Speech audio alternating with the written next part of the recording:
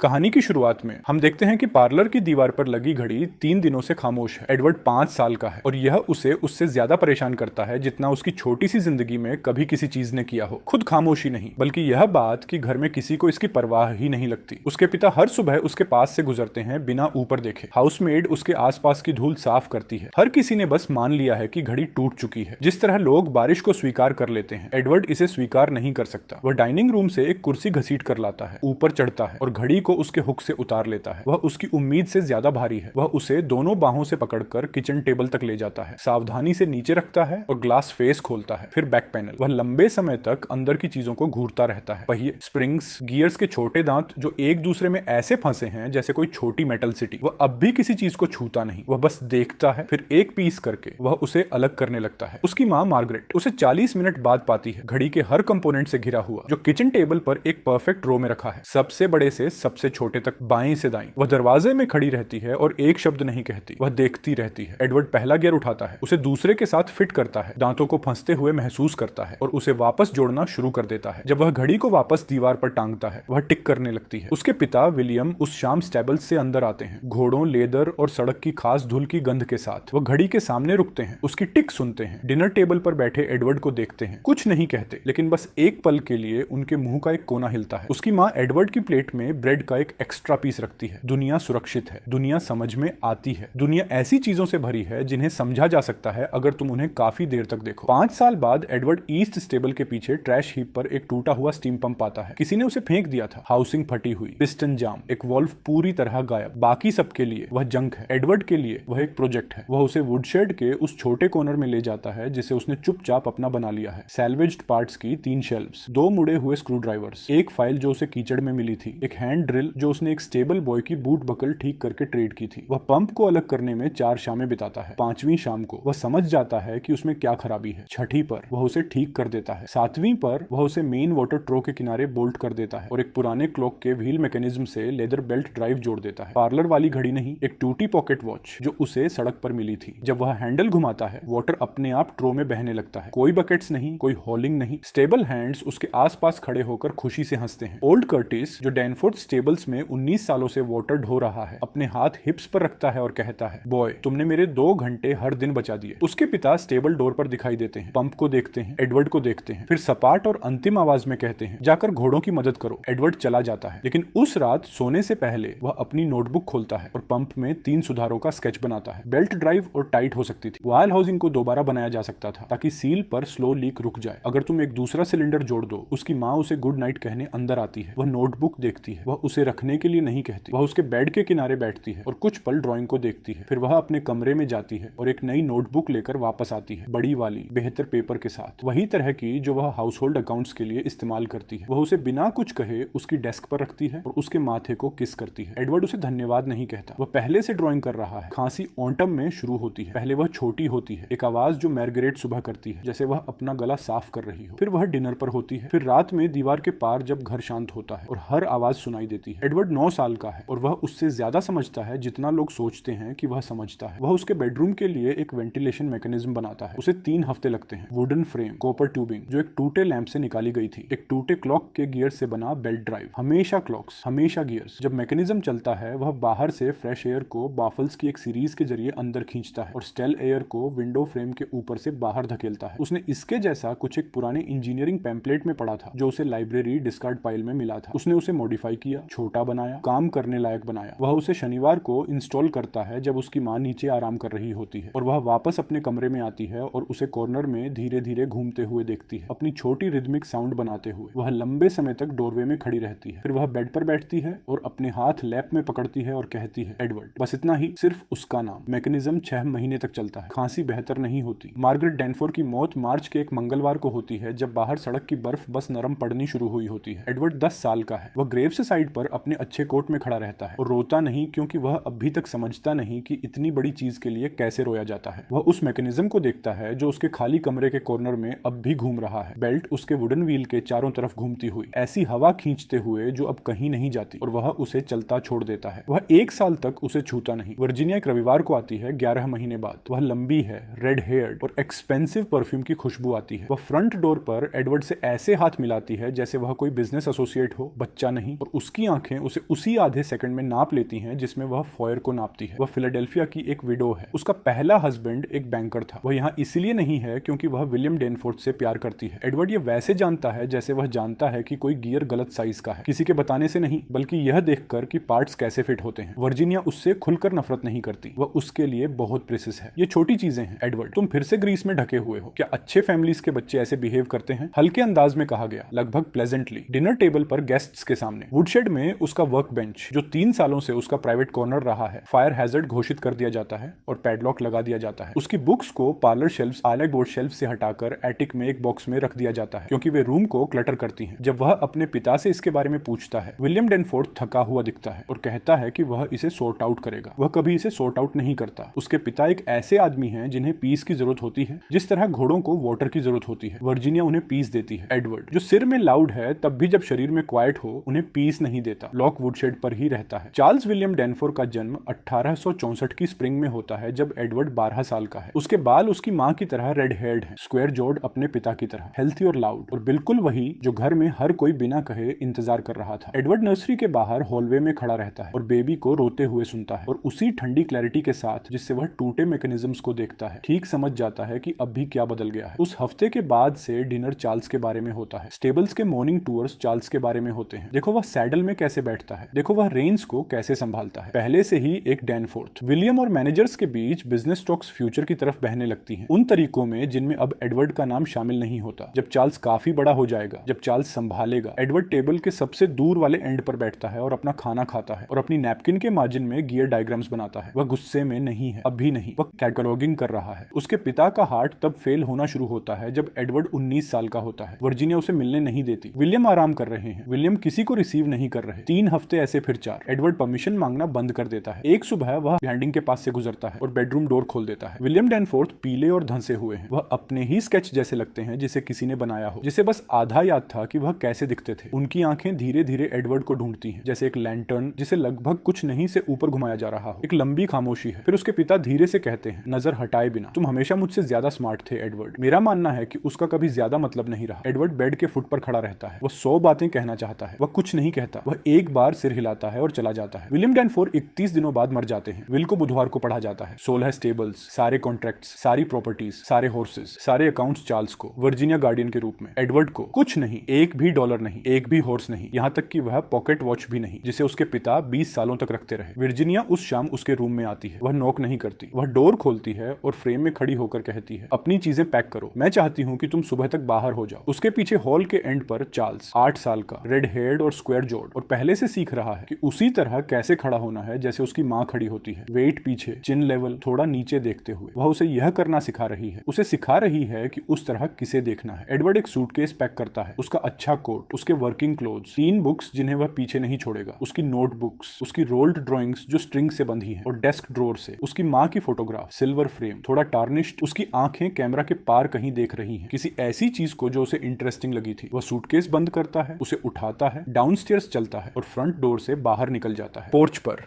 वह रुकता है। वर्जीनिया उसके पीछे खड़ी है, चार्ल्स उसके पीछे। एडवर्ड पीछे नहीं मुड़ता। वह अंधेरी स्ट्रीट से बात करता है, रोड से, उसके पार वाले सिटी से। तुम्हें इसका पछतावा होगा और मेरा नाम इस देश के हर कॉर्नर से सुना जाएगा। वर्जीनिया एक छोटी सी साउंड करती है, पूरी तरह हंसी नहीं। डिसमिशल को ऑडिबल बनाया गया। एडवर्ड पोर्च स्टेप से नीचे उतरता है और रोड पर आ जाता है। उसके शूज पैक डर्ट को छूते हैं और वह आगे बढ़ता है और पीछे नहीं देखता, एक बार भी नहीं, न हाउस की तरफ या स्टेबल्स की तरफ या लिट विंडोज की तरफ या उस लाइफ की तरफ जो अब भी उसके पीछे ऐसे बंद हुई है जैसे एक गियर जो अब व्हील में फिट नहीं होता। वह चलता है। उसके पास $4 और 30 सेंट्स है, एक सूटकेस और उसके सिर के अंदर कंबस्शन इंजन की पूरी इंटरनल आर्किटेक्चर। ये शुरू करने के लिए काफी है। लॉन्ड्री के ऊपर वाला कमरा $3 एक महीने का पड़ता है। एडवर्ड पहला हफ्ता अपने आखिरी पैसों से भरता है और दूसरे हफ्ते तक कर्ज में चला जाता है। कमरा 6 फीट चौड़ा है और 8 फीट लंबा। एक विंडो जो ब्रिक वॉल की तरफ है, एक आयरन कोट जिसके मैट्रेस से किसी और की लाइफ की गंध आती है, एक छोटी टेबल, डोर के पीछे एक हुक, बस यही सब है। वह पहली रात कोर्ट पर लेटता है और सीलिंग को घूरता है और अरिथमेटिक करता है। $4.30 रेंट 3 हफ्तों में देना है। कोई टूल्स नहीं, कोई मटेरियल्स नहीं, कोई वर्कशॉप नहीं। उसके पास उसके ट्यूब में ड्राइंग्स हैं, इंजन स्कीमेटिक्स के 41 पेजेस जिन्हें वह 14 साल की उम्र से नोटबुक्स में डेवलप कर रहा है। और उसके पास उसके हाथ हैं। हाथों को टूल्स चाहिए, टूल्स को मनी चाहिए, मनी को वर्क चाहिए। सुबह में वह उसे ढूंढता है। साइन कहता है हैरगन एंड सन, सभी चीजों की रिपेयर। सूरज को आंशिक रूप से स्क्रैच करके मिटाया गया है, जो एडवर्ड को सूरज के बारे में कुछ बताता है। शॉप एक संकरी स्ट्रीट पर रिवर से कुछ ब्लॉक्स दूर बैठी है। एक कोल मर्चेंट और एक मरे हुए बार्बर के बीच फंसी हुई। विंडो में एक टूटी घड़ी, एक मुड़ी हुई प्लो ब्लेड, एक कॉपर केटल जिसके नीचे होल है और एक साइन जिस पर लिखा है ओपन। और ऐसी हैंड राइटिंग जो सुझाव देती है कि ओनर ने इसे तब लिखा था जब उसकी आई साइट बेहतर थी। कॉर्नेलियस हैरियन 63 साल का है, आयरिश, लाल नाक वाला, और उसके हाथ ऐसे आदमी के हैं जो 40 सालों से प्रिसाइज काम कर रहा है। मोटी उंगलियां जो अपनी साइज से कोई लेना देना नहीं रखने वाली एक्यूरेसी के साथ चलती हैं। वह एडवर्ड को लगभग 4 सेकंड्स तक देखता है जब एडवर्ड अंदर चलता है। तुम्हें वर्क चाहिए? हाँ। क्या तुम चीजें ठीक कर सकते हो? हाँ। किस तरह की चीजें? कोई भी चीज जिसमें मूविंग पार्ट्स हो। हेरन विंडो से कॉपर केटल उठाता है और उसे आगे बढ़ाता है। इसे ठीक करो। एडवर्ड होल को देखता है। ये क्लीन पंचर नहीं है। उसके आसपास का कॉपर अंदर से स्ट्रेसड और थिन हो चुका है, शायद बार बार ड्राई बॉयल होने से। एक पैच 1 हफ्ते तक टिकेगा। असली फिक्स ये है कि पैचिंग से पहले होल के आसपास के मेटल को अनील किया जाए ताकि यह फैलना बंद कर दे। वह यह कहता है। हेरन केटल नीचे रख देता है। $1 दिन का डिनर। तुम शाम के 6 बजे के बाद मेरे टूल्स इस्तेमाल करोगे। घंटों के बाद जो भी आए उसे तुम फ्री में ठीक करोगे। हम कुछ स्प्लिट नहीं करते। जो तुम कमाते हो वह तुम्हारा है, जो मैं कमाता हूँ वह मेरा है। पीछे वाले कैबिनेट में बिना पूछे कुछ भी छुआ और तुम बाहर हो। हाँ, एडवर्ड कहता है। वह उसी सुबह शुरू करता है। हर्गन की शॉप टूटी चीजों के लिए एक ग्रेविटेशनल सेंटर है। फार्मर्स जाम एक्सेल हब्स लाते हैं। होटल्स डाइनिंग रूम डिस्प्लेज से क्लॉकवर्क मैकेनिज्म्स लाते हैं। रेल रोड छोटे ऑक्सिलरी पार्ट्स भेजती है जिन्हें मेन डिपो वर्कशॉप संभालने के लिए बहुत बैक्ड अप है। एक औरत हर 3 महीनों में एक म्यूजिक बॉक्स लेकर आती है, हमेशा थोड़े अलग तरीके से टूटा हुआ, हमेशा हैरिन से उसे ठीक करने को कहती हुई, हमेशा एग्स में पेमेंट करती हुई। एडवर्ड देखता है। ये उसकी एजुकेशन का वह हिस्सा है जो किसी बुक ने उसे नहीं दिया। मेटल की फिजिकल ग्रामर, कैसे एक फाइल ग्रेन के अक्रॉस अलग तरह से काटती है उसके साथ काटने से। रेंच के हैंडल के थ्रू कैसे महसूस करना है, क्या एक बोल्ट होने वाला है, कैसे हीट बदल देती है कि स्टील का एक पीस क्या करेगा। एग्जैक्ट टेम्परेचर पर मेटल का एग्जैक्ट कलर, जहां वह क्रैक होने की बजाय क्लीनली बेंड होगा। हेरन उसे ये चीजें नहीं सिखाता। हेरन बस काम करता है और एडवर्ड देखता है। और नॉलेज बूढ़े आदमी के हाथों से एडवर्ड के सिर में ऐसे चली जाती है जैसे वाटर अपना लेवल ढूंढता है। तीसरे हफ्ते तक हैरियन उसे लैथ संभालने देता है। छठे हफ्ते तक हैरियन उसका काम चेक करना बंद कर देता है। दूसरे महीने तक एडवर्ड आफ्टर आवर्स जॉब्स को डे टाइम जॉब से तेज ठीक कर रहा है। वह हैरियन का बैकलॉग खत्म कर देता है। उसके बूट में $14 सेव्ड हैं और एक प्लान की शुरुआत। गैस कंपनी मनरो स्ट्रीट पर मेन लाइन बदलना सोमवार को शुरू करती है। एडवर्ड क्रू को देखता है जब वह वर्क पर चलता है। पुराने कास्ट आयरन पाइप साइडवॉक पर स्टैक्ड हैं। उनकी लेंथ्स स्क्रैप कलेक्टर का इंतजार करती हुई जो थर्सडे को आने वाला है। वह सुबह उसके पास से गुजरता है। वह अपनी आंखों से उसे मेजर करता है। Diameter, wall thickness, useful sections की लेंथ। वह घर जाते समय उसे फिर मेजर करता है। ट्यूसडे सुबह 5 बजे, अभी भी अंधेरा। वह पाइल के पास स्ट्रीट क्लीनर से पहले, डिलीवरी कार्ट से पहले, किसी से भी पहले है। वह स्टैक की पूरी लेंथ मेथोडिकली चलता है, पीसेस को घुमाता हुआ, मेटल की कंडीशन पढ़ता हुआ। उसे एक स्पेसिफिक सेक्शन चाहिए, लगभग 3 इंच का इनसाइड डायमीटर, वॉल इतनी थिक कि कंप्रेशन संभाल सके, कास्टिंग में कोई क्रैक्स नहीं। वह उसे चौथे आखिरी पीस में पाता है, 4 फीट लंबा, इतना हैवी कि उसे 12 ब्लॉक्स तक ले जाने में 40 मिनट लगते हैं और उसकी बांह कांपने लगती है। वह उसे अपने रूम की टेबल पर रखता है। उसके एस्टिमेशन में यह डिट्रॉइट का सबसे इंपॉर्टेंट पीस ऑफ पाइप है। वह सिलेंडर पर 3 शामों तक काम करता है। हेरन के लेथ लॉक करने के बाद रफ बोर करता है, फिर फाइल, एक फ्लैट बेस्टेड फाइल, फिर एक हाफ राउंड, फिर फाइनल पास के लिए एक नीडल फाइल। वह फील और कैंडल लाइट से कटिंग कर रहा है। बोर को एक कैलिपर से चेक करता हुआ जिसे उसने पीछे वाली शेल्फ से बोरो किया था और हरियन के नोटिस करने से पहले वापस रख देगा। एक बोर इतना स्मूथ कि एक मशीन्ड पिस्टन बिना ऐसे गैप के स्लाइड करेगा जिसे तुम अपनी फिंगरनेल से महसूस कर सको। पहली शाम रफ बोर कंप्लीट। उसके दाएं हाथ की बीच वाली 3 उंगलियों पर ब्लिस्टर्स। दूसरी शाम इंटरमीडिएट पासेस, ब्लिस्टर्स खुल जाते हैं। वह अपनी उंगलियों को क्लॉथ में लपेटता है और काम करता रहता है। तीसरी शाम फाइनल बोर। वह एक टेस्ट पीस अंदर स्लाइड करता है, पूरी लेंथ पर स्मूथ, इवन रेजिस्टेंस, कोई वबल नहीं। वह सिलेंडर को कैंडल की तरफ उठाता है और बोर के अंदर वैसे देखता है जैसे एक राइफलमैन बैरल के अंदर देखता है। यह काम करेगा। पिस्टन को लेथ पर 1 शाम लगती है। हैरगन के जाने के बाद वह एक कैंडल की रोशनी में काम करता है जो लेथ बेड के कॉर्नर पर रखी है, जो काफी रोशनी नहीं है और साथ ही एक फायर रिस्क भी है। दोनों बातें जिनके बारे में वह अवेयर है और इग्नोर कर रहा है। पिस्टन को सिलेंडर में आधे बाल की चौड़ाई से कम क्लियरेंस के साथ फिट होना है, इतना टाइट कि कंप्रेशन होल्ड कर सके, इतना लूज कि हीट से मेटल फैलने पर सीज ना हो। वह उसे 3 पासेस में काटता है, हर एक के बाद फिट चेक करता हुआ, पिस्टन को रूम तक ले जाता हुआ और उसे सिलेंडर में स्लाइड करता हुआ और महसूस करता हुआ कि वह कैसे मूव करता है। तीसरे पास पर वह स्लाइड करता है। रेजिस्टेंस एक अच्छी तरह फिटेड ड्रॉर जैसी वह उसकी डार्क शॉप में खड़ा खड़ा होता है और सांस छोड़ता है। वाल्व्स ग्रेडी एवेन्यू के रेल रोड डिपो स्क्रैपयार्ड से आते हैं और स्क्रैपयार्ड गार्ड एक प्रॉब्लम है। पहली विजिट एडवर्ड फेंस तक चलता है और समझाता है कि वह कॉपर स्क्रैप के थ्रू देखना चाहता है। गार्ड उसे चले जाने को कहता है, वह चला जाता है। दूसरी विजिट वह दूसरा गेट ट्राई करता है, साइड स्ट्रीट वाला, अलग गार्ड, लेकिन इस वाले को अपेरेंटली पहली विजिट के बारे में बताया गया है। वह फिर चला जाता है। तीसरी विजिट वह राई विस्की की एक बोतल लाता है, सस्ती वाली, जो उसे 40 सेंट्स की पड़ती है और लगभग 3 दिनों की सेविंग्स को रिप्रेजेंट करती है। वह उसे बिना एक्सप्लेनेशन के फेंस के थ्रू दे देता है। गार्ड उसे देखता है, एडवर्ड को देखता है, वापस बोतल को देखता है। 20 मिनट। गार्ड कहता है कुछ भी बड़ा मत लेना। एडवर्ड 11 मिनट लेता है। वह फेंस के थ्रू वापस आता है एक क्लॉथ सैक के साथ जिसमें अलग अलग थिकनेस की 4 कॉपर प्लेट्स, 2 मुड़ी हुई पाइप कपलिंग्स जिन्हें सीधा किया जा सकता है, और ब्रास का एक छोटा ब्लॉक है जिसका कोई ऑब्वियस पर्पस नहीं है, लेकिन जिसका एलॉय वह एग्जामिन करना चाहता है। कुल वेट 4 पाउंड्स, कुल कॉस्ट 40। और यह नॉलेज कि जब फ्लेक्सिबिलिटी की जरूरत हो तो वह फ्लेक्सिबल हो सकता है। वाल्व्स को कट, शेप, फिट और सीट करने में 4 शामें लगती हैं। उनमें से 2 वह 2 बार बनाता है। इंटेक वाल्व का पहला वर्जन अनइवनली सील करता है। जब वह अपने ब्रेथ से टेस्ट असेंबली को प्रेशराइज करता है तो वह लीक को अपनी फिंगर टिप से महसूस कर सकता है। वह उसे फिर बनाता है। दूसरा वर्जन क्लीन सील करता है। स्प्रिंग्स एक wrecked डिलीवरी वैगन से आते हैं जिसे वुडवर्ड एवेन्यू के ईस्ट साइड पर छोड़ दिया गया है। वह 2 हफ्तों से वहां है। ओनर या तो कर्ज से भाग गया या उससे भी बदतर फेट मिला, जिनमें से कोई भी एडवर्ड का बिजनेस नहीं है। रियर एक्सल पर लीफ स्प्रिंग्स बिल्कुल वही मटेरियल हैं जिसकी उसे जरूरत है। हाई कार्बन स्टील, पहले से रिपीटेड स्ट्रेस संभालने के लिए प्रूवन।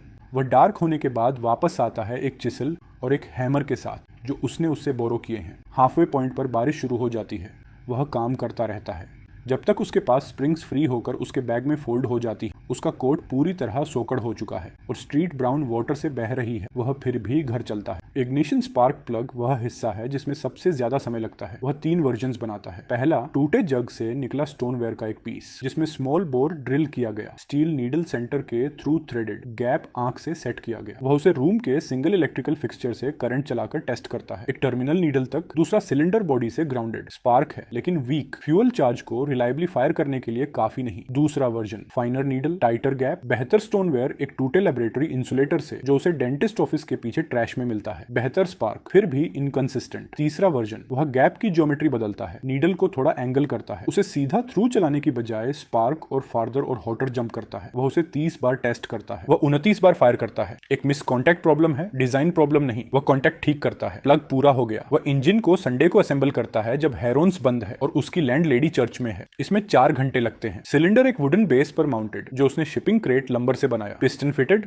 कनेक्टिंग रोड एक स्टील रोड से बेंट जिसे उसने कास एवेन्यू के हार्डवेयर से 8 सेंट्स में खरीदा। क्रैंकशाफ्ट सबसे कॉम्प्लेक्स पीस, 3 शामों में एक सॉलिड बार से मशीन्ड, हाथ से और फील से बैलेंस्ड, वाल्व सीटेड और sprung. Ignition wire ceiling lamp fixture से नीचे प्लग तक रन की गई, जंक्शन लीड और रेजिन से सोल्डर्ड। वह फ्यूल कप को केरोसिन से भरता है। सिंक के ऊपर शेल्फ पर वाटर का एक छोटा ग्लास रखता है। हर कनेक्शन को एक बार चेक करता है, फिर दोबारा। पहली अटेम्प्ट, वह फ्लाई व्हील को हाथ से क्रैंक करता है और छोड़ देता है, कुछ नहीं। प्लग फायर करता है। वह स्पार्क देख सकता है लेकिन फ्यूल मिक्सचर बहुत लीन है। वह इनटेक वाल्व एडजस्ट करता है, उसे थोड़ा और खोलता है। दूसरी अटेम्प्ट, वह क्रैंक करता है और छोड़ता है। सिलेंडर एक बार फायर करता है, हार्ड, जैसे कोई मुट्ठी टेबल पर मार रही हो। इंजन अपने वुडन बेस के खिलाफ उछलता है। सिंक पर ऑयल की स्प्रे फेंकता है। रूम को बर्निंग केरोसिन की ब्लू व्हाइट हेज से भर देता है। वह विंडो खोलता है और स्मोक के क्लियर होने का इंतजार करता है। वह एग्जॉस्ट वॉल्व टाइमिंग एडजस्ट करता है। क्रैंक शॉट बेयरिंग पर एक बोल्ट टाइट करता है जो थोड़ा लूज वाइब्रेट हो गया था। इग्निशन कॉन्टैक्ट चेक करता है। तीसरी अटेम्प्ट, वह फ्लाई व्हील क्रैंक करता है, छोड़ता है, इंजन पकड़ता है और चलता है। एक पल्स नहीं, बैंग्स की सीरीज नहीं। वह कंटिन्यूअस लो इवन रोर चलाता है जो वुडन बेस को सिंक के खिलाफ रैटल कराता है। और शेल्फ पर रखा ग्लास 2 इंचेस बाएं वॉक करता है गिरने से पहले और फ्लोर पर शैटर होने से पहले। साउंड छोटे रूम को पूरी तरह भर देती है। एडवर्ड फ्लाईव्हील पर अपने हाथ अब भी रखे खड़ा है और वाइब्रेशन को फ्लोर बोर्ड्स के थ्रू अपने पैरों के तलवों तक जाते हुए महसूस करता है। उसके हाथ कांप रहे हैं, एफर्ट से नहीं, किसी और चीज से, ऐसी चीज जिसके लिए उसके पास अभी कोई शब्द नहीं है। वह 60 सेकंड्स बाद इंजन बंद कर देता है क्योंकि रूम एग्जॉस्ट से भर रहा है और लैंड लेडी 1 घंटे के अंदर चर्च से वापस आ जाएगी। वह कोर्ट के किनारे बैठा है जब वह थिन वॉल के थ्रू मिसेस कैलाहन को हॉलवे में किसी से बात करते हुए सुनता है। उसकी आवाज से पड़ोसी, डैनफोर्थ, हाँ दूसरी फ्लोर वाला, तुम डैनफोर्थ स्टेबल्स को जानते हो, बड़े वाले। पड़ोसी की तरफ से एक धीमी आवाज, अपेरेंटली उन्होंने उसे बाहर निकाल दिया, कोई इनहेरिटेंस नहीं, कुछ भी नहीं, उसे फैमिली में भी नहीं रख सके। एक पॉज, अजीब लड़का है जितना मैं बता सकती हूँ, हर समय जागा रहता है और भगवान जाने कैसी आवाजें बनाता है। ऑनेस्टली ऐसे लड़कों के साथ तुम समझ सकते हो क्यों। सीढ़ियों पर फुटस्टेप्स, एक डोर बंद होता है। एडवर्ड अपने किचन सिंक पर रखे इंजन को देखता है, अब भी वार्म, हल्की टिकिंग करता हुआ, जैसे मेटल ठंडा हो रहा हो। वह अरिथमेटिक जोर से करता है, धीरे से, किसी से नहीं। इंजन पूरा, फ्रेम कुछ नहीं, व्हील्स कुछ नहीं, मनी $4.30। वह अपनी उंगलियों पर दिन गिनता है। महीने के अंत तक 18 दिन। वह अपनी नोटबुक उठाता है, उसे एक फ्रेश पेज पर खोलता है, फ्रेम बनाना शुरू करता है, इंजन चलता है। वह आसान हिस्सा है। एडवर्ड को अब ऐसी चीज चाहिए जिसे वह मूव कर सके। वह कैलकुलेशंस करने में 3 शामें बिताता है, फ्रेम वेट, व्हील डायमीटर, क्रैंकशॉट और रियर एक्सेल के बीच गियर रेशियो। एक सिंगल राइडर के लिए लोड कैपेसिटी। नंबर्स कॉम्प्लिकेटेड नहीं है, वे मैकेनिकल अरिथमेटिक है, वही तरह की जो वह 12 साल की उम्र से नोटबुक मार्जिन्स में करता आया है। जो कॉम्प्लिकेटेड है वह मनी है। एक machined steel frame, custom built, minimum $40, iron RIMS वाले 4 pneumatic wheels $22, axles, bearings, steering linkage और 15। उसके पास $4.30 है। उसके पास जो है और जो उसे चाहिए उसके बीच का गैप कोई गैप नहीं है। वह एक कैनियन है। वह उसकी जगह नेबरहुड में चलता है, एमलेसली नहीं। वह हर वर्कशॉप, हर यार्ड, हर एली जो हर बिल्डिंग के पीछे है, उन्हें देख रहा है, कमर्शियल लैंडस्केप को उसी तरह पढ़ रहा है जैसे वह एक टूटे मैकेनिज्म को पढ़ता है। इस ब्लॉक को क्या चाहिए जो इसे नहीं मिल रहा। और दूसरी सुबह एलन स्ट्रीट पर कैरेज वर्क्स के पास से गुजरते हुए उसे उसका जवाब मिल जाता है। साइन पर लिखा है, brand carriage works, fine vehicles since 1861। Window में dark green lacquer brass fittings वाला एक लाइट 2 सीट फैट, स्पोक व्हील्स रेड स्ट्राइपिंग्स के साथ। यार्ड में जो गेट के थ्रू दिखता है, 100 हॉर्सेस पर 4 हाफ फिनिश्ड कैरेज बॉडीज और ओपन डोर के पास वर्क बेंच पर टूल्स का एक हीप, ऐसी हालत में जो एडवर्ड को वह सब बता देता है जो उसे जानना है। बेंट स्पैनर हैंडल्स, एक ब्रेस जिसका चक क्रैक्ड है, फाइल्स जो यूजफुलनेस से आगे घिस चुकी हैं, एक हैंड प्लेन जिसकी ब्लेड इतनी आउट ऑफ ट्रू है कि वह सॉफ्ट पाइन में रिजेस छोड़ देगी, एक वर्कशॉप जो अपने खुद के इंस्ट्रूमेंट्स को मेंटेन करने के लिए बहुत बिजी रही है। वह डोर फ्रेम पर नॉक करता है। फ्रीडरिच ब्रंट 60 साल का है, जर्मन बॉर्न, एक ग्रे मस्टाश के साथ, उस वैरायटी की जो हर चीज के बारे में स्ट्रॉन्ग ओपिनियंस का सुझाव देती है। वह एक व्हील हब फिट कर रहा है जब एडवर्ड अंदर चलता है और वह ऊपर नहीं देखता। हायरिंग नहीं कर रहा, मैं वर्क नहीं ढूंढ रहा, एडवर्ड कहता है, मैं एक ट्रेड ढूंढ रहा हूं। ब्रांड ऊपर देखता है, एडवर्ड उसे साफ तरीके से रखता है। वह वर्कशॉप के हर टूल को रिपेयर करेगा, सभी को। हैरिन्स में अपने दिन के बाद इवनिंग्स में काम करते हुए बिना पेमेंट के। बदले में ब्रांड एक कैरेज फ्रेम, आयरन रिम्स वाले 4 व्हील्स, एक front axle assembly, rear axle और लीफ स्प्रिंग्स का एक सेट देगा। सब केवल मटेरियल कॉस्ट पर, कोई लेबर मार्कअप नहीं। एडवर्ड मटेरियल कॉस्ट को 90 दिनों में पे करेगा। ब्रांड उसे लंबे समय तक घूरता है। उसकी आंखें बेंच पर पड़े टूल्स के हीप पर जाती हैं, फिर वापस एडवर्ड पर ऐसे एक्सप्रेशन के साथ जैसे किसी आदमी को कुछ ऑफर किया जा रहा हो जो वह चाहता है, लेकिन प्रोफेशनली उसे डिस्ट्रस्ट करना उसकी मजबूरी हो। तुम्हें फ्रेम किस लिए चाहिए? ब्रांड पूछता है। तुम ऐसे आदमी नहीं लगते जो काररीज खरीद रहा हो। मैं काररीज नहीं खरीद रहा, मैं कुछ और बना रहा हूँ। फ्रेम बेस है, कुछ और। ब्रांड ये वैसे कहता है जैसे कोई आदमी कहता है जब वह पहले ही तय कर चुका हो कि जवाब या तो स्टूपिड है या इंसेन और इंतजार कर रहा हो। पता करने के लिए कौन सा? एक फ्रेम बिना हॉर्स के? हाँ, तुम पागल हो शायद। क्या हमारी डील मारी ही है? ब्रांड फिर अपने टूल्स को देखता है। क्रैक्ड ब्रेस चक, प्लेन ब्लेड, 3 फाइलें जिन्हें दोबारा काटने की जरूरत है। उसके पास 6 हफ्तों में पूरा होने वाला एक कमीशन है और वह सब कुछ थोड़ा गलत कर रहा है क्योंकि उसके इंस्ट्रूमेंट्स थोड़ा गलत है और वह यह जानता है और इसे नजरअंदाज कर रहा है क्योंकि समय नहीं है। मटेरियल्स पर 90 दिन। ब्रांड कहता है एक दिन भी ज्यादा नहीं, 90 दिन एडवर्ड मान जाता है। वह उसी शाम टूल्स पर शुरू करता है। ब्रांड की वर्कशॉप को पूरा करने में उसे 4 हफ्तों की शामें लगती है। वह 11 हैंड टूल्स ठीक करता है, 4 फाइल्स को हेरियन के ग्राइंडिंग व्हील पर दोबारा काटता है, ब्रेस पर चक बदलता है एक स्पेयर से। वह खुद उसके लिए एक हेक्सागोनल स्टील ब्लैंक से मशीन करता है, प्लेन ब्लेड को दोबारा बिठाता है और सोल को एक सरफेस प्लेट पर फिर से फ्लैट करता है। वह जल्दी नहीं करता। खराब टूल रिपेयर कोई टूल रिपेयर न होने से भी बदतर है। एक ब्लेड जो गलत सेट हो सालों तक काम खराब करेगा इससे पहले कि कोई फॉल्ट को वापस फिक्स तक ट्रेस करे। वह हर एक को तब तक करता है जब तक वह सही ना हो जाए। ब्रांड पहले 2 शामों तक उसे काम करते हुए बिना कमेंट के देखता है। तीसरी शाम को वह बिना पूछे 2 कप कॉफी लाता है और एक एडवर्ड के बगल में बेंच पर रख देता है और बिना एक शब्द बोले अपने काम पर वापस चला जाता है। एडवर्ड इसे जर्मन प्रोफेशनल अप्रूवल का सबसे ऊंचा पॉसिबल रूप मानता है। जब तक टूल्स पूरे होते हैं, फ्रेम, व्हील्स और एक्सल्स ब्रांड के यार्ड के कोने में उसके लिए इंतजार कर रहे होते हैं, एक कैनवस शीट से ढके हुए। मटेरियल कॉस्ट $14, 90 दिनों में चुकाने योग्य। वह ब्रांड से हाथ मिलाता है, कंपोनेंट्स को एक उधार की हैंड कार्ट पर लादता है और उन्हें 3 ब्लॉक्स दूर लॉन्ड्री के पीछे वाले शेड तक पहियों से ले जाता है जिसे उसने बिल्डिंग के ओनर से अपने रूम के ऊपर $2 महीने पर किराए पर लिया है। पैसा जो टेक्निकली उसके पास अब भी नहीं है, फ्यूचर अर्निंग्स के अरिथमेटिक और इस असम्पशन पर चल रहा है कि चीजें काम करेंगी। शेड 12 फुट गुणा 14 फुट का है जिसमें मिट्टी का फ्लोर है और एक विंडो से इतनी लाइट आती है कि दोपहर में काम किया जा सके। वह एक रविवार को इंजन को अपने रूम से पीसेज में शेड तक ले जाता है। संकरी सीढ़ियों पर 3 ट्रिप्स ऊपर और नीचे, क्रैंक शाफ्ट एक बाह के नीचे और सिलेंडर दूसरी के नीचे। असेंबली में 2 महीने लगते हैं, इसलिए नहीं क्योंकि काम धीमा है, क्योंकि वह इसे सही कर रहा है, जिसका मतलब है इसे 3 बार करना, जब 2 बार लगभग काफी अच्छा होता और 1 बार स्ट्रक्चरली पर्याप्त होता, लेकिन फिलोसॉफिकली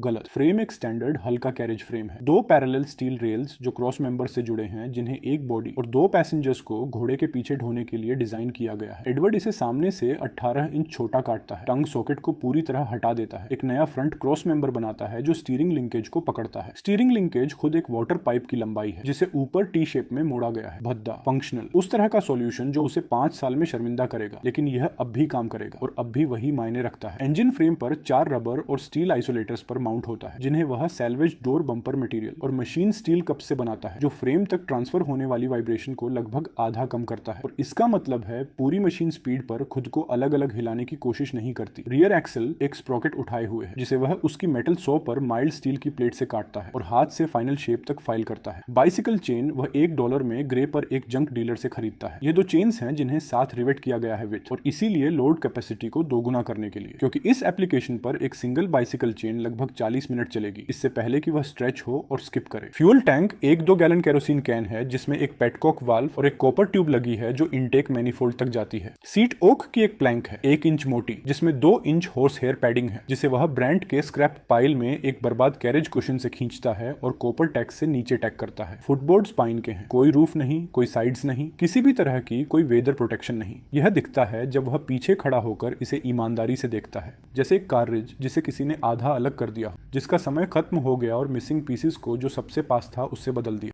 ये सबसे खूबसूरत चीज है जो एडवर्ड ने कभी देखी है। वह पहला स्टैटिक टेस्ट फरवरी के आखिर में एक मंगलवार शाम को चलाता है। इंजन चल रहा, रियर व्हील्स घूम रहे, मशीन फ्रंट एक्सल के नीचे एक वुडन चौक से स्टेशनरी पकड़ी हुई, चेन चलती है, स्प्रॉकेट घूमता है, रियर एक्सल स्पिन करता है। वह 10 मिनट बाद इंजन बेरिंग्स का टेम्परेचर चेक करता है, चेन टेंशन चेक करता है, फ्यूल फ्लो चेक करता है, सब कुछ एक्सेप्टेबल रेंज के अंदर। वह इसे बंद करता है और नोट्स के 6 पेजेस लिखता है। रोड टेस्ट मार्च की एक बुधवार रात 11 बजे के बाद होता है, जब सड़कें खाली होती हैं। वह मशीन को शेड से बाहर और ब्रश स्ट्रीट पर धक्का देता है, जो बिना पक्की है लेकिन ड्राई सीजन में काफी स्मूथ। वह एक बार फिर चेन टेंशन चेक करता है, फ्यूल ऊपर तक भरता है, इग्निशन टाइमिंग को फील से सेट करता है, जिस तरह उसने इसे सेट करना सीखा है, मार्क से क्वार्टर टर्न, क्योंकि इंजन उस तरह लो स्पीड पर ज्यादा क्लीन चलता है। वह फ्लाईव्हील घुमाता है, इंजन दूसरी पुल पर पकड़ लेता है, वह प्लैंक सीट पर चढ़ता है, मशीन उसके नीचे वाइब्रेट कर रही है, पूरी की पूरी फ्रेम और सीट और फुटबोर्ड्स, एक लगातार मैकेनिकल कांपना जो उसकी टांगों से ऊपर उसकी छाती तक जा रहा है। वह हैंड ब्रेक छोड़ता है, चेन ड्राइव को एक लेवर से एंगेज करता है, जिसे उसने एक मुड़ी हुई स्टील रोड से रिग किया है। मशीन चलती है, पहले यह धीरे चलती है, मुश्किल से चलने से तेज। आयरन रिम्स सड़क की पैक्ड अर्थ पर क्रंच कर रहे हैं। इंजन की आवाज थोड़ा ऊपर उठती हुई जैसे लोड आता है। वह टी बार हैंडल से स्टीयर करता है, जिसमें उससे ज्यादा एफर्ट चाहिए जितनी उसने उम्मीद की थी। फ्रंट एक्सेल में फ्रिक्शन है, जिसे उसने अभी तक पूरी तरह रिजोल्व नहीं किया है, लेकिन यह स्टीयर करता है। वह लॉन्ड्री के पास से गुजरता है, वह कूपर शॉप के पास से गुजरता है, वह हेरागन्स के अंधेरे फ्रंट के पास से गुजरता है, बंद और लॉक्ड, और थोड़ी देर के लिए सोचता है कि अगर हेरागन यह देखता तो क्या कहता। ब्रश और लर्न के कोने पर चेन उतर जाती है। इंजन एक चौंके हुए एक सेकंड के लिए फ्री रेव करता है, इससे पहले कि वह उसे बंद कर दे, और मशीन एक ऐसी आवाज के साथ कोस्ट करते हुए रुकती है जैसे लूज हार्डवेयर का ढेर एक तरफ फिसल रहा हो। वह नीचे उतरता है, चेन को स्प्रॉकेट पर फिर से बैठाता है, चेन टेंशनर को 2 टर्न्स कसता है, चेक करता है कि और कुछ हिला तो नहीं। कुल समय 4 मिनट। वह वापस चढ़ता है, इंजन दोबारा शुरू करता है और वापस मुड़ने और शेड तक ड्राइव करके लौटने से पहले 2 और ब्लॉक्स पूरे करता है। कुल दूरी 3 सिटी ब्लॉक्स। मोशन में कुल समय 11 मिनट। एकमात्र गवाह लॉरेंस स्ट्रीट पर एक बंद सलून के बाहर बेंच पर बैठा एक बूढ़ा आदमी है, जो मशीन को उस शांत बिना चौंके एक्सप्रेशन के साथ गुजरते देखता है, जो उस आदमी का होता है जिसने अपनी जिंदगी में बहुत सारी चीजें देखी हो और उनमें से ज्यादातर से शांति बना ली हो। घोड़ा टूट गया, आदमी किसी खास से नहीं कहता। एडवर्ड जवाब नहीं देता। वह मशीन को वापस शेड में खींचता है और फ्रेम के सहारे पीठ लगाकर मिट्टी के फ्लोर पर बैठ जाता है और धीरे से जोर से हिसाब करता है। मशीन चल रही, फ्रेम टिक रहा, चेन को बेहतर टेंशनर चाहिए, 3 घंटे का काम, स्टीयरिंग को एडजस्टमेंट चाहिए और 2 घंटे। वह रुकता है, पेटेंट फाइल नहीं किया गया, पैसा $4.30, महीने में बचे दिन 18। वह फिर रुकता है, किसी ने इसे नहीं देखा। वह एक पल इसके बारे में सोचता है। मशीन टिक कर रही है जैसे इंजन शेड वॉल के पार ठंडा हो रहा है। वह सड़क पर आखिरी ड्राई हॉर्स सुन सकता है, सड़क पर आयरन शूज, वह आवाज जिसका मतलब 3000 सालों से ट्रांसपोर्टेशन रहा है, और अब वह पूरी तरह निश्चित है, शायद और 30 साल तक यही मतलब रहेगा। वह खड़ा होकर अपने रूम में वापस जाने ही वाला होता है जब वह उन्हें सुनता है। बाहर सड़क पर व्हील्स, कई व्हीकल व्हीकल्स ट्रक पर चलते हुए। वह शेड डोर की दरार से देखता है और ब्रश स्ट्रीट पर उत्तर की तरफ लुढ़कते हुए 3 फ्रेट वैगन्स देखता है, भारी वैगन्स लोडेड, मैच्ड पेयर्स द्वारा खींचे हुए, साइड बोर्ड्स पर ताजा पेंट, डैनफोर्थ सन और हॉर्स शू मार्क ब्लैक और गोल्ड में, इतने नए कि लैंप लाइट में अभी भी गीले लगते हैं। वैगन्स के पीछे एक हल्का ओपन कैरेज, 2 सीट वाला, वह अच्छा काइंड जिसके लिए ब्रेंट $80 चार्ज करता है। कैरेज में कंपनी मैनेजर के बगल में एडवर्ड उसे पहचानता है, एल्डिस वेब, जो एडवर्ड के पैदा होने से पहले से ईस्ट साइड स्टेबल्स चला रहा है। वहाँ एक लड़का है, 11 साल का, लाल बालों वाला, नया वुल कोट वेलवेट कॉलर के साथ। वह काइंड जिसे वर्जीनिया इस मकसद से खरीदती है कि लोग उसे खरीदते हुए देखें। लड़का सामने सड़क की तरफ उस फोकस्ड प्रोप्राइटोरियल एक्सप्रेशन के साथ देख रहा है जो किसी ऐसे इंसान का होता है जिसे दिखाया जा रहा हो कि एक दिन यह सब उसका होगा। फिर कैरेज शेड के बराबर आ जाती है। चार्ल्स डैनफोर्थ शेड डोर की दरार से देखता है। एडवर्ड नहीं जानता कि उसे देखा जा सकता है या नहीं। शेड अंधेरा है और दरार पतली, लेकिन चार्ल्स सीधे उसकी तरफ देखता है, उस सर्टेनिटी के साथ जो किसी ऐसे इंसान में होती है जिसे पता था कहां देखना है। पूरे 3 सेकंड्स तक नजर बनाए रखता है, फिर जानबूझकर वापस आगे सड़क की तरफ मुड़ जाता है उस प्रैक्टिस्ड इंडिफरेंस के साथ जिसे वर्जीनिया उसमें तब से इंस्टॉल कर रही है जब से वह इसे सीखने लायक बड़ा हुआ। कैरेज आगे बढ़ जाती है, वैगन्स आगे बढ़ जाते हैं। डैनफोर्थ सन और हॉर्सशू ब्रश स्ट्रीट पर उत्तर की तरफ लुढ़कते हुए अंधेरे में गायब हो जाते हैं। एडवर्ड व्हील्स की आवाज फेड होने के बाद एक पल के लिए शेड डोर पर खड़ा रहता है, तो उन्हें पता है कि वह यहाँ है। उन्हें शायद तब से पता है जब न्यूज़पेपर लैंड लेडी ने उसका नाम पड़ोसी को बताया। उन्हें पता है कि वह इस स्ट्रीट पर इस शेड में है, किसी ऐसी चीज के साथ जिसे वे पहचान नहीं सकते, लेकिन जिसे वर्जीनिया, जो बेवकूफ नहीं है, जरूर देख रही होगी। अच्छा, उन्हें देखने दो। वह वापस अंदर जाता है और अपना नोटबुक उठाता है और चेन टेंशनर इंप्रूवमेंट की स्केचिंग शुरू करता है। उसके पास सोने की जरूरत से पहले 3 घंटे हैं। आदमी थर्सडे सुबह शेड डोर के बाहर खड़ा है जब एडवर्ड पहुंचता है। वह लगभग 40 का है, स्टॉक, एक मैकेनिक की पोस्चर के साथ, वेट आगे, हाथ अपनी साइड से थोड़ा दूर, जिस तरह आदमी उन्हें रखते हैं जब वे मूविंग इक्विपमेंट के आसपास तंग जगहों में काम करने के आदी होते हैं। उसका कोट साफ है लेकिन पुराना। उसके बूट्स वो काइंड हैं जिन्हें कम से कम 2 बार किसी ऐसे इंसान द्वारा दोबारा बेचा गया है जिसे पता था वह क्या कर रहा है। वह शेड डोर को उस एक्सप्रेशन के साथ देख रहा है जो बताता है कि वह वहां इतना समय खड़ा रहा है कि हिंजेस की स्ट्रक्चरल इंटेग्रिटी के बारे में ओपिनियंस बना चुका है। तुम वही हो जिसके पास हॉर्सलेस कैरेज है, वह कहता है। सवाल नहीं, तुम्हें यह किसने बताया? कॉनीज बार में एक नशे में आयरिशमैन ने कहा। उसने 3 हफ्ते पहले ब्रश स्ट्रीट पर एक टूटा हुआ घोड़ा देखा। कोई मतलब नहीं बनता था, इसलिए मैंने सोचा या तो यह सच था या वह यूजुअल से ज्यादा नशे में था। ऑस्कर वाइस आदमी एक हाथ आगे बढ़ाता है। मैंने 11 साल तक मिशिगन सेंट्रल रेल रोड के लिए ट्रैक मेंटेनेंस पर काम किया, जब तक उनके नए सुपरिंटेंडेंट ने फैसला नहीं किया कि जर्मन अब फैशन नहीं रहे। मैं इस वक्त बेरोजगार हूँ। एडवर्ड हाथ मिलाता है। पकड़ वैसी ही है जैसी उसने उम्मीद की थी, मजबूत, नपी तुली। उस आदमी की हैंडशेक जो सटीक काम करता है और कसाव और ज्यादा कसाव के बीच का फर्क जानता है। एडवर्ड डैनफोर्थ। मैं डैनफोर्थ अस्तबल वाले डैनफोर्थ को जानता हूँ। वाइस ये बिना किसी खास उतार चढ़ाव के कहता है, जिसकी एडवर्ड उतनी से भी ज्यादा कद्र करता है जितनी वह करता, बिना घुमाए फिराए। क्या मैं मशीन देख सकता हूँ? एडवर्ड शेड का दरवाजा खोलता है। वाइस अंदर चलता है और मशीन के सामने लगभग 90 सेकंड तक बिना बोले खड़ा रहता है। वह उसके चारों तरफ एक बार घूमता है, frame welds, chain drive, engine mounting को देखते हुए। वह झुकता है और नीचे से पीछे के एक्सेल को देखता है। वह सीधा खड़ा होता है और engine, cylinder, valve arrangement, ignition wire जो ऊपर फ्यूल इंटेक तक जा रही है उसे देखता है। वह किसी चीज को छूता नहीं। फिर वह कहता है, पिस्टन क्लियरेंस गलत है। मुझे पता है, एडवर्ड कहता है। चेन टेंशनर एक ऐसी समस्या के लिए अस्थायी फिक्स है जिसे असली समाधान चाहिए, यह भी मुझे पता है। क्रैंकशाफ्ट आंख से बैलेंस किया गया है, मैं यहाँ से देख सकता हूँ। क्या तुम यहाँ खड़े होकर समस्याओं की लिस्ट बनाना चाहते हो? एडवर्ड कहता है। क्या तुम काम करना चाहते हो? वाइस उसे देखता है, लंबा विराम, उस तरह का जो अपनी खामोशी की लंबाई से ज्यादा सोच रहा होता है। तुम क्या ऑफर कर रहे हो? बिजनेस का 8%, जब बिजनेस होगा। अभी तो कोई नहीं है। नहीं, अभी एक शेड और एक मशीन है और 18 दिन है उससे पहले कि मकान मालिक शेड वापस ले ले। कुछ नहीं का 8%, जो भी यह बनेगा उसका 8%, और यह कुछ नहीं होगा। वाइस फिर मशीन को देखता है। एडवर्ड उसे देखते हुए देखता है और समझता है कि वाइस यह नहीं देख रहा कि यह क्या है, वह यह देख रहा है कि यह क्या इशारा करता है, उसी तरह जैसे एडवर्ड पिछले 3 महीनों से इसे देख रहा था। एक आदमी जिसने 11 साल रेल रोड मशीनरी को चलते रखने में बिताए हों, उसका मैकेनिकल ट्रांसपोर्टेशन के विचार से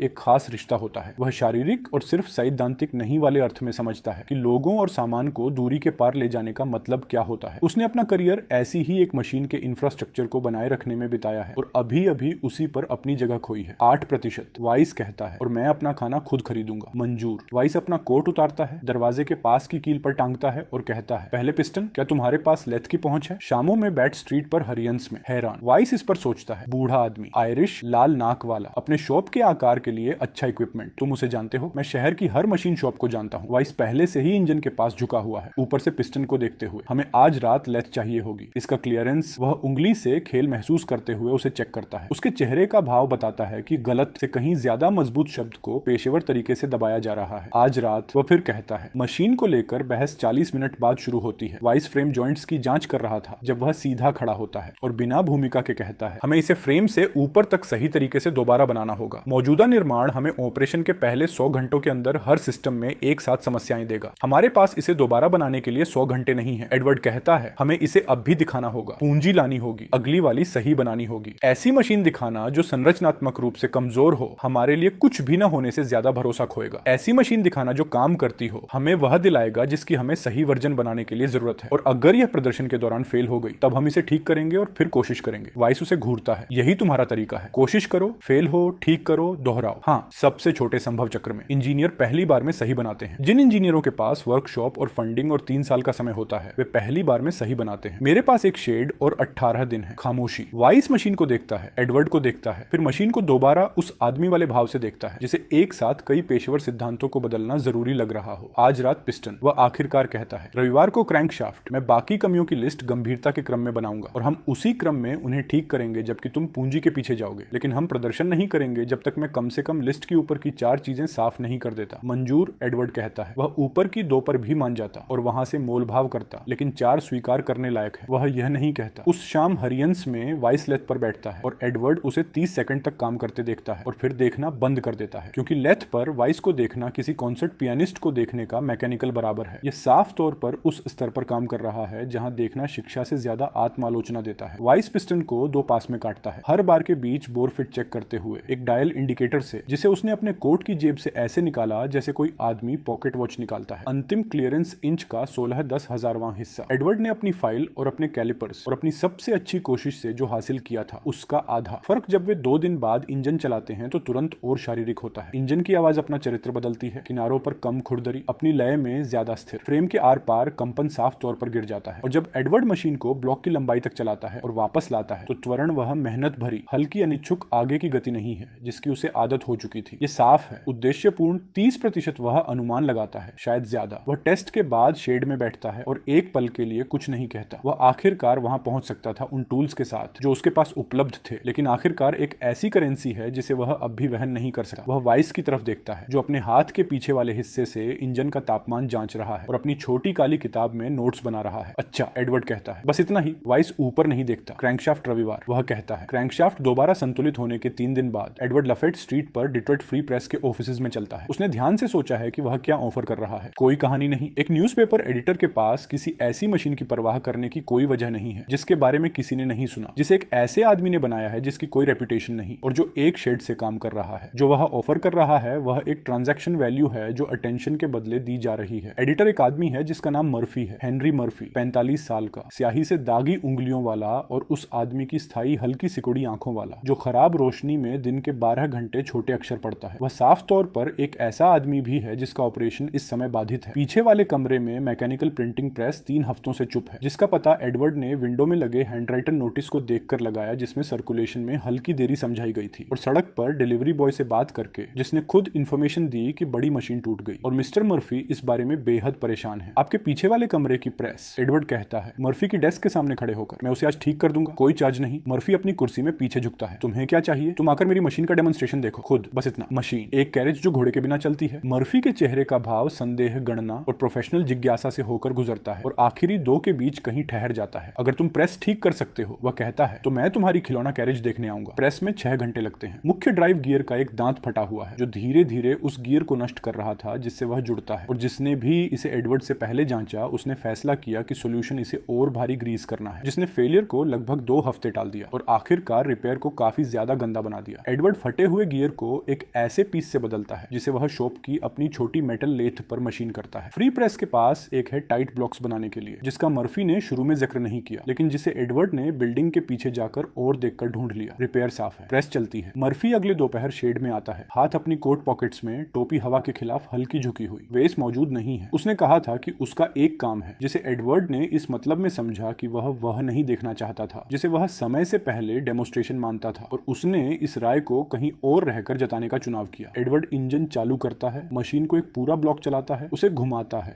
वापस चलाता है। वापसी के बीच में चेन निकल जाती है। टेंशनर की समस्या अभी भी पूरी तरह हल नहीं हुई और वह किनारे रुकता है, नीचे उतरता है, चेन को फिर फिर से एस रॉकेट पर चढ़ाता है। सीट के नीचे रखे कपड़े पर अपने हाथ पहुंचता है और बाकी के 30 फीट वहां तक चलाता है जहां मर्फी खड़ा है। मर्फी एक पल के लिए शांत रहता है। यह कितनी तेज चलती है, अभी लगभग 12 मील प्रति घंटा एक अच्छी सतह पर, और तुमने इसे अभी सड़क पर ठीक किया। 80 सेकंड। मर्फी मशीन को देखता है, एडवर्ड को देखता है, मुड़ता है और बिना एक और शब्द बोले वापस प्रेस ऑफिस की तरफ चल देता है। 2 दिन बाद चौथे पेज के नीचे 8 पॉइंट टाइप में 4 लाइनें। डेट्रॉइट मैकेनिक दावा करता है कि घोड़े बिना कार्रिज चलने योग्य है। मिस्टर एडवर्ड डैनफोर्थ, जो पहले डैनफोर्थ स्टेबल फैमिली से थे, एक सेल्फ प्रोपेल्ड व्हीकल पूरा होने की रिपोर्ट देते हैं जो पेट्रोलियम आधारित फ्यूल पर चलता है। एपरेटस को इस कोरेस्पोंडेंट द्वारा थोड़ी देर देखा गया। कोई फोटोग्राफ नहीं, कोई कॉलम स्पेस नहीं, 4 वाक्य। एडवर्ड इसे हैरियंस में लंच के दौरान पढ़ता है और शब्द गिनता है 81। उसने अपनी जिंदगी के 3 साल उन 81 शब्दों तक पहुंचने में लगाए हैं और वे पेज के नीचे कॉलम के 3 इंच में समा जाते हैं, जहां बूट पॉलिश का एडवर्टाइजमेंट भी छपा है। वह पेपर मोड़ता है और अपनी जैकेट में रखता है। उस शाम घर पर वह हिसाब करता है। हेरिन की वेजेस और आफ्टर आवर्स रिपेयर से बचाए गए $16। फाइलिंग के लिए $35 चाहिए, $19 कम। शेड का किराया 2 हफ्तों में देना है। वाइस ने अपने 4 क्रिटिकल आइटम्स में से 3 साफ कर दिए हैं और चौथे के बारे में तीखी ऑब्जर्वेशंस कर रहा है। वह अभी भी नंबर्स देख रहा है जब उसके दरवाजे पर दस्तक होती है। मिसेस कोल्हान, लैंडलेडी, एक एनवेलप के साथ जो उस दोपहर छोड़ा गया था। Return address, Clement and how का ऑफिस, अटॉर्नीज एट लॉ। वह इसे खोलता है। लेटर छोटा है और प्रोफेशनल रूप से ठंडा। डैनफोर्थ स्टेबल्स LLC ने ब्रश और लाफेट स्ट्रीट्स के कोने पर कमर्शियल प्रॉपर्टी का एक्विजिशन पूरा कर लिया है, शेड से 3 ब्लॉक दूर, जहां महीने के भीतर नए 15 स्टॉल स्टेशन का पूरा कंस्ट्रक्शन शुरू होगा। क्लेमेंट हाउ की फर्म ऊपर लिखे मामलों से संबंधित सभी विषयों में मिसेस वर्जीनिया डैनफोर्थ और मिस्टर चार्ल्स W डैनफोर्थ के हितों का प्रतिनिधित्व करती है। एडवर्ड लेटर को टेबल पर रखता है, उसे एक बार फिर पढ़ता है। 15 स्टॉल, 3 ब्लॉक दूर। उन्होंने वह कोना खास तौर पर खरीदा है। उसे दूर बड़े अवेलेबल लॉट्स हैं। उसने सेल नोटिस देखे हैं। उन्होंने वही खरीदा क्योंकि वह इस शेड से 3 ब्लॉक दूर है और वे चाहते हैं कि उसे पता चले कि उन्होंने उसे खरीदा। वर्जीनिया ने फ्री प्रेस की वे 4 लाइनें पढ़ी और 15 स्टॉल स्टेबल और लॉयर के लेटर हेड के साथ जवाब दिया। वह इस बारे में एक पल सोचता है, फिर वह अपनी नोटबुक उठाता है और एक नए पेज के ऊपर लिखता है पेटेंट $35। उसके नीचे सोर्सेस, उसे $19 ढूंढने हैं। वह इस कमरे से पैदल दूरी के अंदर हर टूटी चीज की लिस्ट बनाना शुरू करता है जिसके लिए कोई उसे रिपेयर करने के पैसे दे सकता है। ब्रेंट बात करता है। ये कुछ है जो एडवर्ड उनकी अरेंजमेंट के पहले हफ्ते से जानता है। बूढ़े जर्मन कार्रिज मेकर के पास उस आदमी वाली खास सोशेबिलिटी है जो पूरे दिन अकेले काम करता है और शामों में इंफॉर्मेशन के साथ उदार होकर उसकी भरपाई करता है। वह हार्डवेयर काउंटर पर बात करता है, लंबर यार्ड में, और साफ तौर पर उस किसी भी जगह पर जहां लॉन और थर्ड के कोने पर बियर मिलती है, क्योंकि फ्री प्रेस में 4 लाइनें छपने के 3 हफ्ते बाद एक कैरेज शेड पर आती है जो पड़ोस की नहीं है। ये एक डबल सीट लैंडौ है, काले लेकर वाली ब्रास फिटिंग्स के साथ और प्रॉपर कोट पहने एक कोचमैन के साथ। उस तरह की व्हीकल जिसकी कीमत डिट्रॉइट के इस हिस्से में ज्यादातर आदमी एक साल में जितना कमाते हैं उससे ज्यादा है। ये शेड के बाहर रुकती है और एक आदमी बाहर निकलता है जो उस इंसान वाले बिना जल्दी के आत्मविश्वास के साथ चलता है जिसे लंबे समय से जल्दी करने की जरूरत नहीं पड़ी। एंटोनियो फेरारी 55 साल का है, कॉम्पैक्ट, इटालियन फैशन में अच्छे से कपड़े पहने हुए, एक डार्क कोट जो उसके कंधों पर सही बैठता है, उसके बाल कनपट्टियों पर सिल्वर है और उसकी मस्टाश उस आदमी वाली प्रिसीजन से ट्रिम की गई है जो इसे मेंटेन करने के लिए किसी और को पैसे देता है। वह शेड के दरवाजे तक चलता है और रुकता है और अंदर मशीन को लंबे समय तक बिना बोले देखता है। उसका असिस्टेंट जवान, पतला, बाह के नीचे लेजर लिए उसके पीछे खड़ा है और वह भी कुछ नहीं कहता। फेरारी असिस्टेंट की तरफ मुड़ता है और इटालियन में कुछ कहता है। असिस्टेंट सिर हिलाता है, लेजर में कुछ लिखता है। फेरारी वापस मशीन की तरफ मुड़ता है। इसे खरीदने के लिए कितना, वह कहता है। उसकी इंग्लिश के नीचे इटालियन की आर्किटेक्चर मौजूद है। वावल्स उन जगहों पर गिरते हैं जो थोड़ी अलग हैं जहां उन्हें होना चाहिए। ये बिक्री के लिए नहीं है, एडवर्ड कहता है। फेरारी मुस्कुराता है, बड़ी मुस्कान नहीं, उस तरह की जो मानती है कि एक अनुमानित जवाब दिया गया है। फिर मुझे पार्टनर बनाने के लिए कितना, एडवर्ड उसे देखता है। तुम्हें इसके बारे में किसने बताया? फ्रीडरिच ब्रंट। वह मुझे बताता है कि तुमने कुछ दिलचस्प बनाया है। फ्रीडरिच उस शब्द का ढीले तरीके से इस्तेमाल नहीं करता। फेरारी शेड में मशीन के और करीब कदम रखता है और इंजन को देखने के लिए नीचे झुकता है। वह इसे छूता नहीं, वह सिलेंडर, वाल्व्स, इग्निशन अरेंजमेंट को देखता है। ये तुम्हारा डिजाइन है, ये सब कुछ। कितना समय? इंजन 3 साल डेवलपमेंट के, मशीन 4 महीने असेंबली के। फेरारी खड़ा होता है। मेरे पास एक फैक्ट्री है, 200 वर्कर्स। हम मिशिगन में सबसे बेहतरीन कैरेज बॉडीज बनाते हैं, शायद देश में। मेरे पास ऐसे कस्टमर्स हैं जो यह मशीन कल खरीद लेंगे अगर मैं उन्हें यह ऑफर कर सकूं। वह रुकता है। जो मेरे पास नहीं है वह इंजन है, जो तुम्हारे पास नहीं है वह बाकी सब कुछ है। वह इसे एक पल के लिए बैठने देता है। मैं एक पार्टनरशिप प्रपोज करता हूं। मैं तुम्हें तुरंत $800 दूंगा। मैं अपनी फैसिलिटी में वर्कशॉप स्पेस दूंगा, प्रॉपर इक्विपमेंट की एक्सेस के साथ। बदले में तुम मेरे लिए इंजन बनाओगे, मैं बॉडीज और फ्रेम्स बनाऊंगा। हम पूरी मशीन साथ में प्रोड्यूस करेंगे। ऑस्कर शेड के पीछे खड़ा है। एडवर्ड उसकी तरफ नहीं देखता, लेकिन वह ऑस्कर की साइलेंस की क्वालिटी महसूस कर सकता है। ये ऐसी साइलेंस है जिसके अंदर एक खास ओपिनियन जबरदस्ती रोकी जा रही है। मैं इसके बारे में सोचना चाहता हूं, एडवर्ड कहता है। बिल्कुल। फेरारी अपनी कोट पॉकेट से एक कार्ड निकालता है और उसे वर्क बेंच पर रखता है। मैं कल सुबह अवेलेबल हूं। वह एक बार सिर हिलाता है, वापस अपनी कैरेज में जाता है और आने के 90 सेकंड के भीतर जा चुका होता है। एडवर्ड कार्ड उठाता है, उसे पलटता है, नीचे रखता है। वह तुम्हें बीच से काटना चाहता है। ऑस्कर तुरंत कहता है, तुम दिमाग बनाते हो, वह बॉडी बनाता है। बॉडी वही है जो लोग देखते हैं, बॉडी पर उसका नाम है। दिमाग अंदर छिपा है और किसी को नहीं पता वह किसका है। मुझे पता है। $800। ऑस्कर उस लहजे में कहता है जो दिखाता है कि उसे पता है $800 कितने होते हैं और वह इस जानकारी को असुविधाजनक पाता है। मुझे वह भी पता है, तो तुम इसे लेने वाले हो। एडवर्ड कार्ड को देखता है। अस्थायी रूप से, वह कहता है। ऑस्कर वह आवाज निकालता है जो जर्मन मैकेनिक्स तब निकालते हैं जब वे किसी फैसले से असहमत होते हैं और उन्होंने उससे स्थायी रूप से असहमत रहने का फैसला कर लिया होता है, लेकिन चुपचाप। अगली सुबह फेरारी के साथ मीटिंग 40 मिनट चलती है। इंतजाम यह है, एडवर्ड फेरारी की गाड़ियों के लिए इंजन डिजाइन करेगा और बनाएगा। फेरारी सारे फ्रेम, बॉडीज और व्हील असेंबली बनाएगा। इंजन फेरारी की फैक्ट्री में इंस्टॉल किए जाएंगे। फेरारी पूरी हुई गाड़ियों को फेरारी नाम के नीचे बेचेगा। एडवर्ड को हर इंजन पर $15 की प्रति यूनिट पेमेंट मिलेगी, साथ में $30 की मासिक वर्कशॉप फी। $800 पहली 25 डिलीवर की गई इंजनों के खिलाफ एक एडवांस है। एडवर्ड कॉन्ट्रैक्ट को 2 बार पढ़ता है, धीरे से। हर इंजन पर $15। फेरारी गाड़ियों को $400 से कम में नहीं बेचेगा। उसने यह खुद बताया है उस आदमी के लहजे में जो उस प्राइस पॉइंट का आदी है। हर मशीन पर मार्जिन कहीं $350 और $380 के बीच। एडवर्ड का हिस्सा 15.4% से भी कम। फेरारी ने एक ऐसा इंतजाम बनाया है जिसमें एडवर्ड का कंट्रीब्यूशन, वह हिस्सा जिसके बिना मशीन सचमुच चलती ही नहीं, उसे एक कंपोनेंट की तरह कीमत दी गई है, पार्टनरशिप की तरह नहीं। वह उस पर साइन कर देता है। उसे बहस से ज्यादा $800 की जरूरत है। फेरारी उसका हाथ उस गर्म एफिशिएंसी के साथ मिलाता है जैसे कोई आदमी जिसने अभी एक खरीद पूरी की हो, जिससे वह संतुष्ट है। फेरारी जो वर्कशॉप देता है वह उसकी फैक्ट्री के उत्तर पश्चिम कोने में है, ईस्ट जेफरसन एवेन्यू पर। लगभग 800 स्क्वायर फीट की जगह है जिसमें 3 अच्छे लैथ, एक मिलिंग मशीन, एक ड्रिल प्रेस और कास्टिंग वर्क के लिए फैक्ट्री की फाउंड्री तक एक्सेस है। यह उससे ज्यादा और बेहतर इक्विपमेंट है जितना एडवर्ड ने अपनी पूरी वर्किंग लाइफ में अब तक इस्तेमाल किया है। वह पहली सुबह उसके बीचों बीच खड़ा रहता है और लगभग 2 मिनट तक हिलता नहीं, बस मशीनों को देखता हुआ, हर एक को पहचानता हुआ, हिसाब लगाता हुआ कि अब वह क्या कर सकता है जो पहले नहीं कर सकता था। ऑस्कर दरवाजे में खड़ा उसे देखता है। इसे प्यार मत कर बैठना, ऑस्कर कहता है। ये तुम्हारा नहीं है, मुझे पता है। एडवर्ड सबसे नजदीकी लैथ तक जाता है और अपना हाथ उसके बेड पर फेरता है। कास्ट आयरन सपाट घिसा हुआ, अच्छा ब्रांड है, लेकिन मैं इसे इस्तेमाल कर सकता हूँ। पहले इंजन के लिए फेरारी की रिक्वायरमेंट खास है। मौजूदा सिंगल सिलेंडर डिजाइन के आउटपुट को 2 गुना करो, एक ऐसे पैकेज में जो मौजूदा वॉल्यूम से 1.5 गुना बड़ा ना हो। उसके पास ऐसे ग्राहक हैं जिन्हें स्पीड चाहिए। मौजूदा मशीन, जिसे वह अपने कैरेज बिजनेस के चुने हुए क्लाइंट्स को दिखा रहा है, ठीक ठाक चलती है। वह चाहता है कि वह प्रभावशाली तरीके से चले। एडवर्ड 4 दिन ड्राइंग में बिताता है उससे पहले कि वह मेटल के किसी पीस को छुए। 2 सिलेंडर्स, सिर्फ 2 सिंगल सिलेंडर्स को साथ बोल्ट करना नहीं, जो साफ सॉल्यूशन है और गलत भी, क्योंकि 2 पिस्टन के अलग अलग फायरिंग से आने वाला वाइब्रेशन किसी भी फ्रेम को 1 महीने के अंदर हिलाकर तोड़ देगा। सिलेंडर्स को सीक्वेंस में फायर करना होगा और क्रैंकशाफ्ट को इस तरह डिजाइन करना होगा कि हर पिस्टन की ऑपोजिट फोर्स दूसरे के खिलाफ बैलेंस हो। यह मैकेनिकल अरिथमेटिक नहीं है, यह मैकेनिकल ज्योमेट्री है, मोशन में 3 डायमेंशनल। और डिजाइन स्टेज पर इसे गलत करना मतलब एरर को स्पीड पर एक पब्लिक रोड पर खोज निकालना जबकि कोई गाड़ी में बैठा हो। वह 4 दिन तक ड्राइंग और कैलकुलेशन करता है। दूसरे दिन ऑस्कर उसके कंधे के ऊपर से देखता है, कुछ नहीं कहता, और तीसरे दिन सवालों के रूप में सुझाव देना शुरू करता है। यहाँ बेयरिंग लोड का क्या होगा जब दोनों पिस्टन एक साथ टॉप डेड सेंटर पर होंगे? ये ऑस्कर का तरीका है किसी प्रॉब्लम की तरफ इशारा करने का। वह एक सवाल पूछता है जिसका जवाब उसे पता होता है और एडवर्ड का इंतजार करता है कि वह खुद वही जवाब ढूंढे। एडवर्ड उसे ढूंढ लेता है। वह क्रैंकशाफ्ट ज्योमेट्री एडजस्ट करता है। ऑस्कर दूसरा सवाल पूछता है। एडवर्ड कुछ और एडजस्ट करता है। चौथे दिन ऑस्कर सवाल पूछना बंद कर देता है। इसका मतलब डिजाइन सही है। मशीनिंग में 3 हफ्ते लगते हैं। सिलेंडर ब्लॉक फेरारी की फाउंड्री में कास्ट किया जाता है एक पैटर्न से, जो एडवर्ड पहले लकड़ी में बनाता है, डायमेंशंस चेक करता हुआ, फिर मेटल वर्जन बनाता हुआ। क्रैंकशाफ्ट सबसे कॉम्प्लेक्स सिंगल पीस है जिसे उसने कभी मशीन किया है। 4 थ्रोज बैलेंस्ड। बेयरिंग सरफेस एक ऐसे टॉलरेंस तक ग्राइंड की गई जिसे फैक्ट्री के सबसे अच्छे ग्राइंडिंग व्हील और पूरे 3 दिन के काम की जरूरत थी। ऑस्कर क्रैंकशाफ्ट करता है। एडवर्ड कुछ और सजेस्ट नहीं करता। जब वे पहली बार वर्कशॉप के कोने में टेस्ट स्टैंड पर 2 सिलेंडर इंजन चलाते हैं, सिंगल सिलेंडर से फर्क सिर्फ क्वांटिटेटिव नहीं है, आवाज अलग है, गहरी, ज्यादा इवन, एक मैकेनिकल ऑथोरिटी जो सिंगल सिलेंडर अपनी पीरियडिक फायरिंग के साथ कभी हासिल नहीं कर पाया। टेस्ट स्टैंड पर वाइब्रेशन ज्यादा नहीं बल्कि कम है, क्योंकि ऑपोजिट पिस्टन एक दूसरे के इंपल्स को उसी तरह कैंसिल करते हैं जैसा एडवर्ड ने कैलकुलेट किया था कि वे करेंगे। ऑस्कर उसके बगल में खड़ा है, उसे चलते हुए सुनता हुआ। 30 सेकंड बाद वह कहता है, दूसरे सिलेंडर पर एग्जॉस्ट टाइमिंग 3 डिग्री लेट है। उसने यह कान से मापा है। एडवर्ड उसे चेक करता है। ऑस्कर सही है। वह उसे एडजस्ट करता है। इंजन की आवाज एक और स्तर तक स्मूथ हो जाती है। बेहतर, ऑस्कर कहता है। ऑस्कर की तरफ से यह स्टैंडिंग ओवेशन के बराबर है। फेरारी इंजन को अपनी सबसे बेहतरीन गाड़ी में इंस्टॉल करता है। एक हल्की 4 सीट वाली बॉडी गहरे हरे रंग में, लेदर इंटीरियर और स्पोक व्हील्स के साथ जिन पर रबर टायर्स लगे हैं। सबसे बेहतरीन पीस जो उसके कोच मेकर्स ने बनाया है। वह खुद उसे अपनी फैक्ट्री के बाहर ब्लॉक के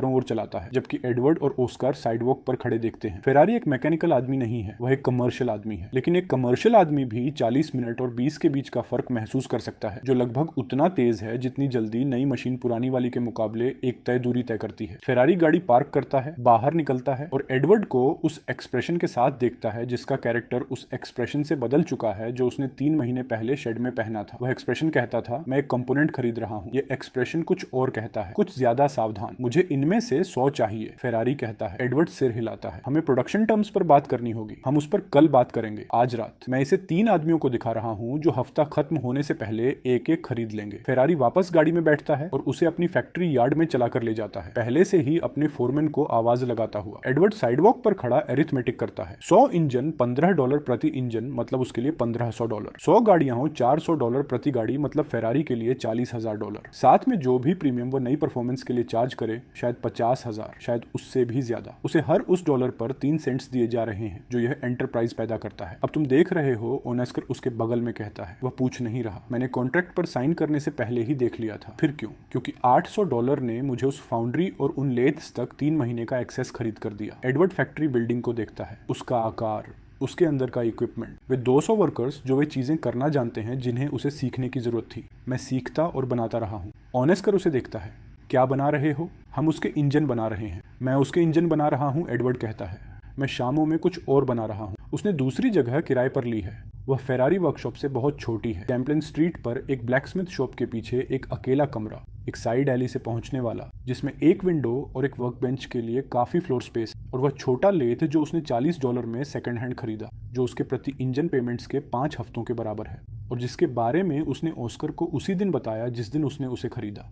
ऑस्कर ने कुछ नहीं कहा। ऑस्कर हफ्तों से जानता है, उसने सुबह 7 बजे एडवर्ड के हाथों पर ग्रीस देखा है। वह फेरारी की फैक्ट्री वाले ग्रीस से अलग कंपोजिशन है, और ऑस्कर इन चीजों को उसी तरह नोटिस करता है जैसे वह कान से इंजन टाइमिंग नोटिस करता है। चैम्पलिन स्ट्रीट वाले कमरे में ड्राइंग से ढका हुआ एक वर्क बेंच है। उन 2 सिलेंडर इंजन की ड्राइंग्स नहीं जिन्हें फेरारी ने मांगा है, एक 3 सिलेंडर इंजन की ड्राइंग्स जिसे अभी तक किसी ने नहीं। 2 सिलेंडर से हल्का, ज्यादा पावरफुल एक इग्निशन सिस्टम के साथ, जो फेरारी की गाड़ियां अभी जिस सिस्टम का इस्तेमाल कर रही हैं उससे मूल रूप से अलग है। सीधा वायर्ड स्पार्क नहीं, बल्कि एक मैग्नेटो ड्रिवन सिस्टम जो अपना करंट खुद इंजन की रोटेशन से पैदा करता है, पूरी मशीन को किसी भी बाहरी इलेक्ट्रिकल सोर्स से इंडिपेंडेंट बनाता हुआ। फेरारी की गाड़ियों को बैटरी चाहिए, एडवर्ड के अगले इंजन को नहीं। तुम वहां कितने समय से काम कर रहे हो? ऑस्कर पूछता है। फैक्ट्री के दूसरे हफ्ते से। एक पोज। ये कितना आगे बढ़ चुका है? ड्राइंग्स पूरी है। मैं अगले हफ्ते सिलेंडर ब्लॉक की मशीनिंग शुरू करता हूँ। एडवर्ड उस फैक्ट्री डोर को देखता है जो अभी फेरारी की हरी गाड़ी के पीछे बंद हुआ है। वह 6 महीनों में 100 इंजन चाहेगा। मैं उन्हें डिलीवर कर दूंगा, और जबकि मैं उन्हें डिलीवर कर रहा होऊंगा, मैं अगली जनरेशन पूरी करूंगा, और जब मैं उन्हें डिलीवर करना खत्म कर दूंगा, मेरे पास उस बिल्डिंग के अंदर किसी भी चीज से बेहतर इंजन होगा, अपनी खुद की वर्कशॉप होगी, और वह चीज शुरू करने के लिए काफी पैसा होगा जो मायने रखती है। ऑस्कर एक पल के लिए शांत है। और फेरारी के पास $50,000 होंगे, और एक फैक्ट्री भरी हुई गाड़ियों से, जिनमें मेरी पहली जनरेशन का इंजन होगा। 2 सालों में वे इंजन ऑब्सोलीट हो जाएंगे। एडवर्ड बेंच से अपनी जैकेट उठाता है। मैंने उससे कुछ नहीं चुराया, मैंने उसे बिल्कुल वही बेचा जिस पर हम सहमत हुए थे। मैं चैम्पलिन स्ट्रीट पर रात 9 बजे क्या करता हूँ, वह मेरा खुद का बिजनेस है। ऑस्कर उसे लंबे समय तक उस एक्सप्रेशन के साथ देखता है जो वह तब पहनता है जब वह तय कर रहा होता है कि जो बात वह सोच रहा है उसे कहे या नहीं। वह उसके खिलाफ फैसला करता है। वह अपना कोट उठाता है। चैम्पलिन स्ट्रीट, वह कहता है, मेरा मानना है तुम्हें दूसरे सेट ऑफ हैंड्स की जरूरत है। एडवर्ड उसे देखता है। तुम्हें कमरे के बारे में पता था, मुझे 3 हफ्तों से पता था, और तुमने इंतजार किया। मैं देखना चाहता था कि तुम्हें मुझे बताने में कितना समय लगता है। ऑस्कर अपना कोट बटन करता है। इग्निशन सिस्टम के बारे में मेरी कुछ ओपिनियंस हैं, मैं रास्ते में उन्हें शेयर करूंगा। वे दोनों साथ में शाम में बाहर चलते हैं, और उनके पीछे बंद फैक्ट्री डोर्स के पार वह हरी गाड़ी, जिसमें 2 सिलेंडर इंजन है, यार्ड में खड़ी है। पहले से ही उससे ज्यादा पैसे की कीमत की जितने उन्होंने कभी अपने हाथों में पकड़े हैं, और पहले से ही उस अकेले तरीके में जो मायने रखता है, पुरानी। फेरारी के साथ अरेंजमेंट में 3 महीने बाद एडवर्ड ने 40 इंजन बना लिए हैं। 40 इंजन मतलब डिट्रॉइट और उसके आसपास की काउंटीज की सड़कों पर 40 गाड़ियां, उन सब पर डैशबोर्ड पैनल में पॉलिश्ड ब्रास में फेरारी नाम लगा हुआ। गाड़ियों के बारे में न्यूज़पेपर्स में बात हो रही है। पीछे वाले पेज पर 4 लाइन के नोटिसेस नहीं, बल्कि असली कवरेज, आधे कॉलम डिस्क्रिप्शंस, राइड क्वालिटी और स्पीड, और उस कैरेज की नोवेल्टी के साथ जिसे किसी होस्ट की जरूरत नहीं। फेरारी का नाम हर आर्टिकल में दिखाई देता है, उसकी फैक्ट्री,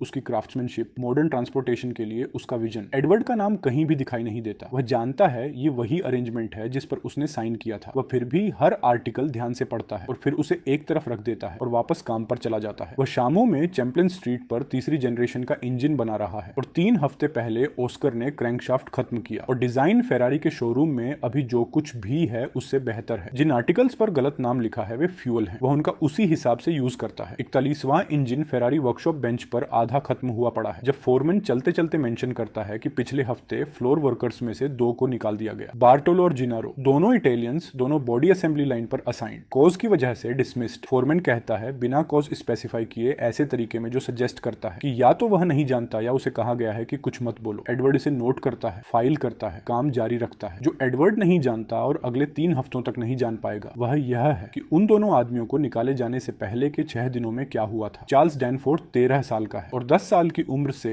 अपनी माँ के बिजनेस डिसीजंस के साथ साथ चल रहा है। वर्जीनिया उसके एजुकेशन को लेकर केयरफुल रही है, स्कूल वाले काइंड को लेकर नहीं जो एडिक्वेट है लेकिन पॉइंट नहीं है, बल्कि कमर्शियल काइंड को लेकर। उसने उसे दिखाया है कि एक बिजनेस कैसे काम करता है, उसे कैसे थ्रेटेंड किया जा सकता है और थ्रेट्स कैसे मैनेज किए जाते हैं। उसने उस डायरेक्टनेस के साथ समझाया है जो वह सभी प्रैक्टिकल मैटर्स पर अप्लाई करती है कि एडवर्ड एक प्रॉब्लम है, अभी कोई बड़ी प्रॉब्लम नहीं लेकिन उस तरह की छोटी प्रॉब्लम जो अगर अनअटेंडेड छोड़ दी जाए तो बड़ी बन जाती है। बारोलो और जिनारो को एक शाम के काम के लिए $5 दिए गए। काम यह था कि वे लंच ब्रेक के दौरान फेरारी वर्कशॉप के पास धीरे धीरे चलकर जाएं और बेंच पर पड़े इंजन को देखें और बाद में ग्रेडिएट एवेन्यू पर एक सैलून के ऊपर वाले कमरे में जो देखा उसे ड्रॉ करें। वह आदमी जिसने ड्रॉइंग्स रिसीव की वह खुद चार्ल्स नहीं था। चार्ल्स डायरेक्ट कॉन्टैक्ट को लेकर केयरफुल है, बल्कि एक लॉयर्स क्लर्क था जो क्लेमेंट एंड हाउ के लिए काम करता है। वही फर्म जिसने ब्रश स्ट्रीट पर नए स्टेबल के बारे में लेटर भेजा था। ड्रॉइंग्स डैनफोर्ड स्टेबल मैनेजर तक पहुंचती हैं, एक प्रैक्टिकल आदमी जिसका नाम एल्डिस वेब है जो 22 सालों से हॉर्स ऑपरेशंस चला रहा है और मशीनरी को सिर्फ सबसे जनरल टर्म्स में समझता है। वेब एक मैकेनिक को बुलाता है जिसे वह इक्विपमेंट रिपेयर्स के लिए यूज करता रहा है। मैकेनिक लंबे समय तक ड्रॉइंग्स को देखता है और कहता है कि उसे लगता है वह इसे बना सकता है। वह इसे 4 हफ्तों के दौरान ईस्ट स्टेबल के पीछे मेंटेनेंस शेड में बनाता है। रिजल्ट थोड़ी देर के लिए चलता है, पार्शियली उस सेंस में कि सिलेंडर फायर करता है और पिस्टन मूव करता है और क्रैंकशाफ्ट लगभग 1/4 रेवोल्यूशन तक घूमता है, उससे पहले कि पूरा असेंबली सीज होकर रुक जाए। मैकेनिक लंबे समय तक उसे देखता है, उसे खोलता है, फिर ड्रॉइंग्स को दोबारा देखता है। वह वेब के पास जाता है, वेब चार्ल्स के पास जाता है। डिजाइन इनकम्प्लीट है, इग्निशन सिस्टम ड्रॉइंग्स में नहीं है, उसके बिना इंजन कुछ सेकंड से ज्यादा नहीं चलेगा। चार्ल्स डेस्क पर बैठा है उस जगह में जो उसके पिता की स्टडी थी और अब उसकी स्टडी है, कम से कम अगले 5 सालों तक, जब तक वह 18 का नहीं हो जाता और एस्टेट पूरी तरह उसके पास नहीं आ जाती। वह खिड़की से बाहर स्टेबल यार्ड की तरफ देखता है जहां नई फेरारी स्टाइल कैरेजेस में से 3 वेल्थी नेबर्स द्वारा पार्क की गई हैं जो एक दूसरे को दिखाने के लिए रुके थे। तो पूरा डिजाइन हासिल करो, चार्ल्स कहता है। वेब पूरा डिजाइन पाने का एकमात्र तरीका उस आदमी से है जिसने इसे डिजाइन किया। चार्ल्स कुछ और पल कैरेजेस को देखता है, फिर आदमी को हटा दो। वह यह उसी फ्लैट प्रैक्टिकल टोन में कहता है जिसे वर्जीनिया यूज करती है जब वह कमर्शियल डिसीजंस डिस्कस करती है। वह उस टोन की प्रैक्टिस कर रहा है। एडवर्ड लॉन्ड्री के ऊपर अपने कमरे में सो रहा है जब स्मेल उसके पास पहुंचती है। यह एक्सीडेंटल फायर की शार्प केमिकल स्मेल नहीं है, जलता हुआ क्लॉथ, गिरा हुआ ऑयल, लैंटर्न पकड़ लेना। ये उस फायर की खास स्मेल है जिसे जानबूझकर लगाया गया है और जिसे पहले से हेड स्टार्ट दिया जा चुका है, ड्राई लंबर स्टेज से निकलकर स्ट्रक्चरल स्टेज तक। उस तरह की स्मेल जिसका मतलब होता है कि बहुत कम टाइम बचा है और जो चीज जल रही है वह पहले ही बचाए जाने से आगे निकल चुकी है। वह पूरी तरह जागने से पहले ही बिस्तर से बाहर है। नाइट शर्ट के ऊपर कोट, बिना सॉक्स के बूट्स, सीढ़ियों से नीचे और पीछे बाहर और कॉर्नर के चारों तरफ, और शेड पहले ही 50 फुट दूर से ऑरेंज हो चुका है। डोर्स जा चुके हैं, रूफ जा रही है। वह 20 फुट के अंदर पहुंचता है और हीट उसे दीवार की तरह रोक देती है। वह एक पल वहां खड़ा रहता है और बिना चाहे इन्वेंट्री करने लगता है क्योंकि उसका दिमाग ऐसे ही काम करता है, तब भी जब वह नहीं चाहता। मशीन फेरारी वर्कशॉप में है। सेफ तीसरी जनरेशन के इंजन के कंपोनेंट्स चैंपलिन स्ट्रीट पर हैं। सेफ शेड में क्या है? ओरिजिनल असेंबली के स्पेयर पार्ट्स, पुराना चेन स्टॉक, 2 स्पेयर सिलेंडर्स जिन्हें वह टेस्ट पीसेस के रूप में रखे हुए था, टूलिंग जिसकी उसे अब और जरूरत नहीं, और ओरिजिनल ड्राइंग्स, पहली नोटबुक, वही जो लॉन्ड्री के ऊपर वाले कमरे से थी जहां उसने पहली बार इंजन डिजाइन किया था। पेजेस उसके अपने हैंडराइटिंग से भरे हुए दाईं तरफ और कुछ पेजेस के बाएं मार्जिन पर टाइटल्स और सेक्शन हेडर्स एक केयरफुल एलिगेंट हाथ से लिखे हुए जो उसका नहीं है। उसकी माँ ने वे हेडर्स लिखे थे। उसने एक शाम उससे कहा था जब वह इतना अच्छा महसूस कर रही थी कि टेबल पर बैठ सके, जब वह 14 साल का था और नोटबुक नई थी और इंजन अभी पूरी तरह थियोरेटिकल था। उसने उसके रफ स्केच टाइटल्स को देखा था, cylinder assembly, valve timing, ignition, और बिना कुछ कहे पेन उठा लिया था और उन्हें अपनी हैंडराइटिंग में दोबारा लिखा था, साफ और प्रिसाइज, वही हाथ जो वह हाउस होल्ड अकाउंट्स के लिए यूज करती थी। उसने यह नहीं पूछा था कि इनमें से किसी का मतलब क्या है। नोटबुक शेड में है, शेड में आग लगी हुई है। यह एक कैलकुलेशन है जिसका एक ही आंसर है, वह बिल्डिंग के साइड में जाता है। वह वॉल जो लॉन्ड्री ब्रिक की तरफ है अभी भी इतनी इंटैक्ट है कि छुई जा सके और उसे वह सिंगल छोटा विंडो मिल जाता है जो उस कॉर्नर में देखता है जहां वह नोटबुक्स को को शेल्फ पर रखता था। विंडो ग्लास हीट से पहले ही क्रैक हो चुका है। वह अपना कोट हाथ के चारों ओर लपेटता है और उसे तोड़ देता है। अंदर हाथ डालता है। हीट और स्मोक की लहर से तुरंत हाथ पीछे खींच लेता है। वह शेल्फ महसूस कर सकता है। शेल्फ खाली है। नोटबुक्स या तो गिर चुकी हैं या जल चुकी हैं। वह पीछे हटता है। ऑस्कर 4 मिनट बाद पहुंचता है, अभी भी अपने वर्कफ्लो में, जिसका मतलब है वह सोया नहीं था। वह एडवर्ड के पास खड़ा होता है और लंबे समय तक शेड को देखता है और कुछ नहीं कहता। शेड से एडवर्ड सिर्फ एक चीज लेता है। वह उसे 2 हफ्ते पहले फ्रेम साफ करने के लिए अपने कमरे में ऊपर ले गया था। उसकी माँ की सिल्वर फोटोग्राफ, समर के दौरान कमरे की हीट से थोड़ी वॉर्प्ड, जिसे उसने अपनी विंडो सिल पर छोड़ दिया था और जो इसलिए शेड में नहीं है। वह उसे दोनों हाथों में पकड़ता है और आग को देखता है। ड्राइंग्स तुम्हारे दिमाग में है, ऑस्कर उसके पास कहता है, पेपर में नहीं, मैं जानता हूँ। दोबारा बनाने के लिए तुम्हें जो कुछ चाहिए वह उस वर्कशॉप और चैंपलिन स्ट्रीट पर है, मैं जानता हूँ। वे वहां खड़े रहते हैं जब तक शेड की रूफ नीचे नहीं आ जाती, फिर वे अंदर चले जाते हैं। सुबह डिट्रॉइट कोरियर पेज 2 पर एक एडवर्टाइजमेंट लेकर आता है, आधा कॉलम ब्लैक बॉर्डर के साथ, ऊपर डैनफोर्थ सन और horseshoe mark. Danforth stables, Michigan की ट्रांसपोर्टेशन हेरिटेज। हमें अनाउंस करते हुए खुशी है कि Danforth stables actively mechanical carriage solutions के डेवलपमेंट को पोस्टल और फ्रेट रूट्स के लिए एक्सप्लोर कर रहा है। डैनफोर्थ ट्रेडिशन, क्वालिटी प्रोग्रेस की स्पिरिट में। ईएस्ट 1840। एडवर्ड इसे हेरोन्स में ब्रेकफास्ट के दौरान पढ़ता है क्योंकि मिसेस कोल्हान की पेपर की कॉपी हॉल में टेबल पर है और उसने बाहर जाते समय उसे पढ़ा। उन्होंने आइडिया चुरा लिया, वे उसे बना नहीं सके और अब वे कॉन्सेप्ट का नाम बोरो कर रहे हैं, मैकेनिकल कैरेजेस, प्रोग्रेस की स्पिरिट, और उसे 120 साल के स्टेबल मैनेजमेंट के साथ अटैच कर रहे हैं, जैसे दोनों चीजें कंटिन्यूअस हों। जैसे वर्जीनिया डैनफोर्थ ने एक हॉर्सलेस कैरेज को देखा और सोचा, हाँ नेचुरली अब हम यही अगला करेंगे। वह पेपर उसके काउंटर पर नीचे रख देता है और अपनी कॉफ खत्म करता है। वह फेरारी की फैक्ट्री तक चलता है। अभी सुबह के 8 भी नहीं बजे। फेरारी अपनी डेस्क पर है। वह जल्दी आता है। एडवर्ड ने यह नोटिस किया है, जो उसके बारे में जेन्युइनली एडमिरेबल चीजों में से एक है। वह ऊपर देखता है जब एडवर्ड अंदर आता है। मैंने आग के बारे में सुना, फेरारी कहता है। क्या तुम ठीक हो? मैं ठीक हूँ। मशीन और वर्कशॉप अनटच्ड हैं। एडवर्ड डेस्क के सामने बैठ जाता है। एंटोनियो, मुझे अगले इंजिन डिलीवरी के अगेंस्ट $400 चाहिए, एडवांस पेमेंट। फेरारी उसे स्टेडीली देखता है। वह ऐसा आदमी है जो लोगों को वैसे पढ़ता है जैसे एडवर्ड मैकेनिज्म्स को पढ़ता है, फंक्शनल रिलेशनशिप्स को देखकर, सरफेस को नहीं। वह अब भी एडवर्ड के चेहरे और पोस्चर में कुछ पढ़ रहा है और एडवर्ड जानता है कि वह उसे पढ़ रहा है और उन दोनों में से कोई इसका जिक्र नहीं करता। ये बड़ा एडवांस है, फेरारी कहता है। 27 इंजिन के अगेंस्ट $15 ईच पर। यह फुल वैल्यू से कम है।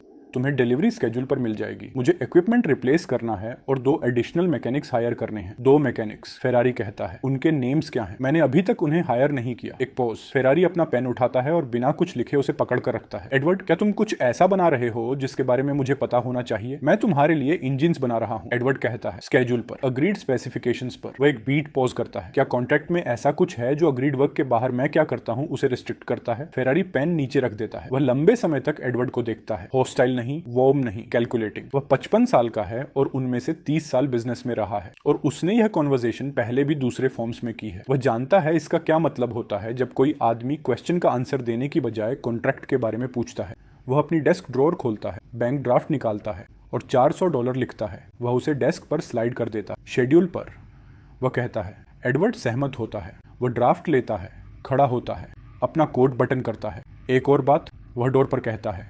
वे 2 फ्लोर वर्कर्स जिन्हें तुमने पिछले हफ्ते डिसमिस किया, बार्टोलो और जारो। फेरारी का एक्सप्रेशन नहीं बदलता। Production matter, reassignment issue, of course. Edward सिर हिलाता है। इसे अच्छी तरह देखो एंटोनियो। वह सड़क पर निकलता है अपनी कोट की जेब में $400 के साथ और उस सटीक समझ के साथ कि अगले 6 महीने कैसे काम करने चाहिए। आग ने पुराने ड्राइंग्स ले ली, एडवर्टाइजमेंट ने परिवार का नाम ले लिया और उसे एक ऐसे कंसेप्ट से जोड़ने की कोशिश की जिसे वर्जीनिया असल में एग्जीक्यूट नहीं कर सकती। चार्ल्स ने $5 दिए उन आदमियों को जिन्होंने एक अधूरा इंजन बनाया और फिर किसी से आग लगवाने को कहा जब ड्राइंग बेकार निकली। शौकिया तरीके। वह शौकिया तरीकों के साथ काम कर सकता है। उसके पास $400 हैं। उसके पास चैंपलिन स्ट्रीट वर्कशॉप है। उसके पास ऑस्कार है। उसके पास तीसरी पीढ़ी का इंजन है जिसे फेरारी ने नहीं देखा और पूरा होने तक नहीं देखेगा। और अब उसके पास वह औपचारिक समझ भी है कि फेरारी के साथ अरेंजमेंट एक मैकेनिज्म है जिसकी समाप्ति तारीख तय है और कि महत्वपूर्ण सवाल यह नहीं है कि अरेंजमेंट को कैसे बचाया जाए, बल्कि यह कि उसके बचे हुए हिस्से का इस्तेमाल कैसे किया जाए। वह चैंपलिन स्ट्रीट चलता है। ऑस्कर पहले से वहाँ है, आधे बने सिलेंडर ब्लॉक के ऊपर माइक्रोमीटर लेकर खड़ा।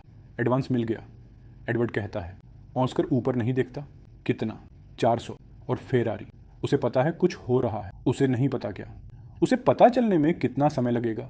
एडवर्ड अपना कोट दरवाजे के पास हुक पर टांगता है और अपनी नोटबुक उठाता है। काफी लंबा, वह कहता है। वह नोटबुक उस पन्ने पर खोलता है जहां वह उन इक्विपमेंट की सूची बना रहा था जिन्हें उसे खरीदना है। वह पहली 5 चीजों पर एक लाइन खींच देता है, वे अब कवर हो गई हैं। वह देखता है क्या बचा है, 2 और लेथ्स, एक ग्राइंडिंग व्हील, फाउंड्री अनुभव वाले 3 मैकेनिक्स हायर करो, एक पैटर्न मेकिंग वाला, लीज, एक बड़ी जगह है, ग्राउंड फ्लोर, फ्रेट एक्सेस। वह हर आइटम के सामने नाम लिखना शुरू करता है। लोग जिनसे वह हैरियंस में मिला था, फेरी वर्कशॉप में, रेल डेपो में, उसने काम करते हुए ऐसे आदमियों को देखा है जिन्हें पता है वे क्या कर रहे हैं और जो अभी किसी और के लिए वह कर रहे हैं। चैंपलिन स्ट्रीट वाला कमरा अब अगले चरण के लिए बहुत छोटा है। उसे यह पहले से पता है, उसे यह पहले हफ्ते से पता था, लेकिन शुरुआत के लिए उसका आकार सही था और शुरुआत खत्म हो रही है और अब जो होना है उसका पैमाना पहले की हर चीज से अलग है। वह अपनी माँ की फोटोग्राफ को देखता है जिसे उसने वर्क बेंच के कोने पर रखा है क्योंकि उसे रखने के लिए और कहीं जगह नहीं है। मुझे पता है, वह किसी से नहीं कहता। वह अपना पेन उठाता है और फिर काम पर लौटता है। ऑस्कर मंगलवार सुबह अपने पिता की पॉकेट वॉच बेच देता है और चैंपलिन स्ट्रीट वाले कमरे में $60 के साथ पहुंचता है और उसके चेहरे पर कोई ऐसा एक्सप्रेशन नहीं होता जो इस मामले पर चर्चा को आमंत्रित करे। एडवर्ड नहीं पूछता। वह उन $60 को फेरारी के $400 और पिछले 3 महीनों में इंजन पेमेंट से जमा किए गए $240 में जोड़ देता है और वह नए पन्ने के ऊपर टोटल लिखता है $700। उसके नीचे वह लिखता है $700 क्या खरीदते हैं। Workshop lease, Saint Anton street के इंडस्ट्रियल क्वार्टर में 60 स्क्वायर मीटर, $18 महीना, 6 महीने एडवांस में दिए गए, $108। 2 सेकंड हैंड लेट्स टोलेडो की एक मशीन शॉप से जो स्प्रिंग में बंद हुई, एक ब्रोकर के जरिए खरीदे गए कुल $220 में, फ्रेट वैगन द्वारा डिलीवर्ड, 3 मैकेनिक्स $12 महीने पर हायर किए गए, $36 मंथली, नए इंजन की पहली प्रोडक्शन रन के लिए मटेरियल्स अनुमानित $90, कुल कमिटेड 544, बचे 156। वह कुछ पल उस संख्या को देखता है, पतला मार्जिन, स्वीकार्य। सेंट एंटोन वर्कशॉप एक ग्राउंड फ्लोर स्पेस है, एक ब्रिक बिल्डिंग में जिसमें एक कोपरेज और एक छोटी आयरन फाउंड्री भी है। फाउंड्री ही कारण है कि उसने यह बिल्डिंग चुनी, कास्टिंग फैसिलिटीज तक पहुंच बिना उन्हें ओन करने की कॉस्ट के। वर्कशॉप खुद 60 मीटर कंक्रीट फ्लोर है। उत्तर वाली दीवार पर 2 ऊंची विंडोज, एली साइड पर एक फ्रेट डोर जो एक लोडेड वैगन के लिए काफी चौड़ा है। जब एडवर्ड और ओन्स्कर इक्विपमेंट की पहली वैगन के साथ पहुंचते हैं, जगह खाली है सिवाय एक लकड़ी की चेयर के जिसकी एक टांग टूटी हुई है, जिसे ओन्स्कर उठाता है, जांचता है और कुछ और अनलोड करने से पहले ठीक करता है, क्योंकि ओन्स्कर स्वभाव से किसी टूटी चीज को बिना ठीक किए छोड़ने में असमर्थ है। तीनों मैकेनिक्स जवान हैं। मार्कस 22 साल का है, क्लीवलैंड के रेलवे वर्कशॉप में ट्रेंड, छोड़ दिया क्योंकि फोरमैन अयोग्य था और वह फोरमैन की गलतियां ठीक करते करते थक गया था। जोसेफ 20 साल का है, सेल्फ टॉट, 2 साल से एक पंप रिपेयर शॉप में काम कर रहा है और अपने साथ फाइल्स का एक सेट लेकर आया जो उसने खुद बनाया था, जो एडवर्ड को हर जरूरी बात बता देता है। थॉमस 24 साल का है, तीनों में सबसे बड़ा। उसके हाथ उसकी उम्र के लिए बहुत ज्यादा स्किल्ड है, जिसका मतलब है कि उसने कहीं असामान्य जगह सीखा। पता चलता है वह सिंसिनेटी की एक मशीन शॉप में बड़ा हुआ जिसे उसका अंकल चलाता था और जो साइंटिफिक इंस्ट्रूमेंट्स बनाती थी और साइंटिफिक इंस्ट्रूमेंट्स के टॉलरेंस स्टैंडर्ड्स कैरेज मैन्युफैक्चर की किसी भी चीज से एक ऑर्डर ऑफ मैग्नीट्यूड ज्यादा टाइट होते हैं। एडवर्ड हर एक को काम एक बार समझाता है, फिर वह उन्हें ड्राइंग दिखाता है। एक खास पल होता है जिसे उसने उन आदमियों में देखा है जिनके साथ उसने काम किया है, जब एक ड्राइंग सिर्फ कागज का टुकड़ा रहना बंद कर देती है और उनके दिमाग में एक असली चीज बन जाती है। जब वे उसे चलते हुए देख सकते हैं, पार्ट्स को एक दूसरे के संबंध में चलते हुए देख सकते हैं, अपने हाथों में महसूस कर सकते हैं कि उसे बनाने के लिए क्या लगेगा। वह तीनों के साथ उस पल को देखता है। मार्कस वहां 30 सेकंड में पहुंच जाता है। जोसेफ को 2 मिनट लगते हैं और पहले 4 सवाल पूछता है। थॉमस लंबे समय तक ड्राइंग्स को बिना बोले देखता है और फिर एक खास डिमेंशन पर अपनी उंगली रखकर कहता है, यह बेरिंग सरफेस, तुम चाहते हो यह सरफेस ग्राउंड हो, सिर्फ टर्न्ड नहीं। वह सही है। एडवर्ड ने इसे वर्क इंस्ट्रक्शंस में स्पेसिफाई करने की योजना बनाई थी और अभी तक किया नहीं था। हाँ, एडवर्ड कहता है, बिल्कुल वही। जो इंजन वह सेंट एंटोनी स्ट्रीट पर बना रहा है वह दूसरी पीढ़ी नहीं है, वह एडवर्ड की अपनी नंबरिंग के हिसाब से तीसरी है, वही जिसे वह पिछले 4 महीनों से चैंपलिन स्ट्रीट पर डेवलप कर रहा था, जबकि फेरारी कॉन्ट्रैक्ट पूरा कर रहा था। 3 सिलेंडर्स जो उसे वह फायरिंग बैलेंस देते हैं जिसे 2 सिलेंडर्स सिर्फ लगभग हासिल करते हैं। फोर्स्ड वाटर कूलिंग जो ओवरहीटिंग प्रॉब्लम हल करती है, जो पहली और दूसरी पीढ़ी के इंजन को कितनी ताकत से चलाया जा सकता है उसे सीमित करती है। और मैग्नेटो इग्निशन, कोई बैटरी नहीं, कोई बाहरी इलेक्ट्रिकल सोर्स नहीं, इंजन अपना खुद का स्पार्क जनरेट कर रहा है एक छोटे परमानेंट मैग्नेट असेंबली की रोटेशन से जो क्रैंकशाफ्ट से चलती है। मैग्नेटो वह हिस्सा है जिसने सबसे ज्यादा शामिल ली है। प्रिंसिपल नया नहीं है, इलेक्ट्रोमैग्नेटिक इंडक्शन। फैराडे 30 साल की फिजिक्स टेक्स्ट बुक्स। एप्लीकेशन एक छोटे तेज चलने वाले इंटरनल कंबस्टन इंजन पर नहीं है, क्योंकि टाइमिंग रिक्वायरमेंट्स उस तरह प्रिसाइज हैं जैसी स्टैटिक इलेक्ट्रिकल मशीनरी को कभी नहीं होना पड़ता। स्पार्क को सिलेंडर तक पिस्टन की यात्रा के बिल्कुल सही पल पर पहुंचना होता है। बहुत जल्दी पाइस्टन कंबेशन से लड़ता है, बहुत देर कंबेशन बर्बाद हो जाती है। बैटरी सिस्टम में टाइमिंग स्पार्क प्लग वायर को हिलाकर एडजस्ट की जा सकती है। मैग्नेटो सिस्टम में टाइमिंग मैग्नेट असेंबली की ज्योमेट्री से सेट होती है, जिसका मतलब है इसे गलत करना कनेक्शन एडजस्ट करने का मामला नहीं, बल्कि असेंबली दोबारा बनाने का मामला है। एडवर्ड मैग्नेटो असेंबली 4 बार दोबारा बना चुका है। 5वां वर्जन इंजन की पूरी स्पीड रेंज में सही काम करता है। वह उसे संतुष्ट होने से पहले पहले उसे चैंपलिन स्ट्रीट बेंच पर लगातार 6 घंटे टेस्ट करता है। वह सेंट एंटोन प्रोडक्शन लाइन गुरुवार को सेटअप करता है। बेंच नॉर्थ वॉल की पूरी लंबाई तक चलता है, 14 फीट। वह उसे 7 स्टेशनों में बांटता है, हर एक खास असेंबली ऑपरेशन के लिए जिम्मेदार। काम बेंच पर बाईं से दाएं चलता हुआ जैसे हर स्टेशन अपना टास्क पूरा करता है। स्टेशन 1 सिलेंडर ब्लॉक प्रिपरेशन और bore inspection. Station 2 piston fitting और ring installation. Station 3 crankshaft assembly और main bearing installation. Station 4 valve train assembly और टाइमिंग। स्टेशन 5 मैग्नेटो असेंबली और timing verification. Station 6 cooling system assembly और pressure test. Station 7 final assembly और cold test. Oscar उसे चौक से bench पर stations mark करते हुए देखता है। वह अपनी बाहें बांधता है और कुछ नहीं कहता, जिसका ऑस्कर के साथ मतलब है कि वह एक ओपिनियन बना रहा है। ये टेक्सटाइल लूम्स पर काम करता है, ऑस्कर आखिर में कहता है, मुझे पता है। और सोविंग मशीन्स पर और गवर्नमेंट आर्सनल्स में राइफल मैन्युफैक्चरर पर। एडवर्ड 7वां स्टेशन मार्क करता है। मैंने फेरारी की कोच वर्क लाइन देखी। वे कैरेज बॉडीज को 14 स्टेशन से गुजारते हैं। 3 आदमी वह काम करते हैं जो एक आदमी समय के 10वें हिस्से में करेगा। कार्रिज बॉडी लकड़ी और लेदर है। एक इंजन 40 प्रिसीजन कंपोनेंट्स है जिनकी टॉलरेंस 1000वें हिस्सों में है। सही, इसलिए हर स्टेशन का एक काम है, 5 नहीं। मार्का स्टेशन 2 पर पिस्टन फिटिंग करता है, वह और कुछ नहीं करता। एक हफ्ते में वह हम दोनों में से किसी से भी तेज और ज्यादा एक्यूरेटली पिस्टन फिट करेगा, क्योंकि वह इसे 200 बार कर चुका होगा। ऑस्कर चौक लाइंस को देखता है और अगर उसके स्टेशन में आने वाला काम गलत है तो वह वापस जाएगा। कुछ भी दाएं नहीं बढ़ता जब तक वह बाएं इंस्पेक्शन पास नहीं करता। एक चुप्पी। ऑस्कर बेंच को देखता है, चौक को देखता है, अपनी बाहें खोलता है। स्टेशन 3 को ज्यादा चौड़ा होना चाहिए, वह कहता है। क्रैंकशाफ्ट असेंबली को बेरिंग इंस्टॉलेशन टूल के लिए लेटरल क्लियरेंस चाहिए। एडवर्ड चौक लाइन को 8 इंचेस आगे बढ़ाता है, बेहतर थोड़ा। ऑस्कर एक रैग उठाता है और अपने हाथ पहुंचता है, जो आर्ग्यूमेंट मान लेने का उसका वर्जन है। हम इसे 1 महीने चलाते हैं और फिर मेजर करते हैं। वे इसे 1 महीने चलाते हैं। हफ्ता 1 में प्रोडक्शन 3 पूरे इंजन, हफ्ता 2 5, हफ्ता 3 7, हफ्ता 4 9। ऑस्कर चौथे हफ्ते के अंत में इंजन गिनता है, संख्या को देखता है और कुछ नहीं कहता, जो सब कुछ है। फेरारी को सेंट एंटोन वर्कशॉप के बारे में 5वें हफ्ते में पता चलता है। मैकेनिक का नाम रॉबर्ट हेज है, 21 साल, दूसरे हफ्ते में हायर किया गया। तेज हाथ, अच्छे इंस्टिंक्ट्स। यह भी पता चलता है कि वह एम्प्लॉयमेंट के तीसरे दिन से फेरारी को $2 हफ्ते के बदले इंफॉर्मेशन दे रहा था। एडवर्ड को यह अभी तक नहीं पता जब फेरारी बिना बताए पहुंचता है उसी एंटोन वर्कशॉप पर बुधवार दोपहर। उसकी कैरेज बाहर और उसके चेहरे पर वह खास एक्सप्रेशन जो एक ऐसे आदमी का होता है जो लंबे समय तक धैर्य रख चुका है और अब रुकने का फैसला कर चुका है। फेरारी अंदर चलता है, वह बेंच को देखता है, वह 7 स्टेशनों को देखता है, काम करते 3 मैकेनिक्स को, दूर वाली दीवार की शेल्फ पर लाइन में रखे 9 तैयार इंजनों को। वह इन चीजों को शायद 15 सेकंड तक देखता है, वही गणित करते हुए जो एडवर्ड करता, और फिर वह एडवर्ड की तरफ मुड़ता है। तुम हमारे एग्रीमेंट का उल्लंघन कर रहे हो, वह कहता है। उसकी अंग्रेजी जब वह नियंत्रित और ठंडी होती है अपनी ज्यादातर इटालियन नरमी खो देती है। मैंने कैपिटल दिया, मैंने इक्विपमेंट एक्सेस दिया, तुमने उसका यूज एक कंपेटिंग ऑपरेशन बनाने के लिए किया। हमारे अग्रीमेंट ने मुझसे तय स्केड्यूल पर तय स्पेसिफिकेशंस के साथ इंजन डिलीवर करने की मांग की थी। एडवर्ड कहता है, मैंने हर इंजन समय पर डिलीवर किया है, आखिरी डिलीवरी 6 दिन पहले थी, मैंने कभी एक डेट मिस नहीं की। तुमने ये मेरे पैसों से बनाया, मैंने ये उन पैसों से बनाया जो तुमने मुझे पूरे किए गए काम के लिए दिए। मैं कमाए हुए पेमेंट के साथ क्या करता हूँ वो मेरा अपना बिजनेस है। कॉन्ट्रैक्ट में कोई एक्सक्लूसिविटी क्लॉज नहीं है, मैंने साइन करने से पहले इसे रिव्यू करवाया था। फेरारी उसे देखता है, वह ऐसा आदमी नहीं है जो अपना कंपोजर खो देता हो, जो उन चीजों में से एक है जिनके लिए एडवर्ड ने सच में उसका सम्मान किया है। वह अब भी उसे नहीं खोता, वह बस बहुत स्थिर हो जाता है। मैं इसे कोर्ट ले जाऊंगा। तुम ले जा सकते हो, एडवर्ड कहता है। तुम्हारी लीगल पोजीशन ये है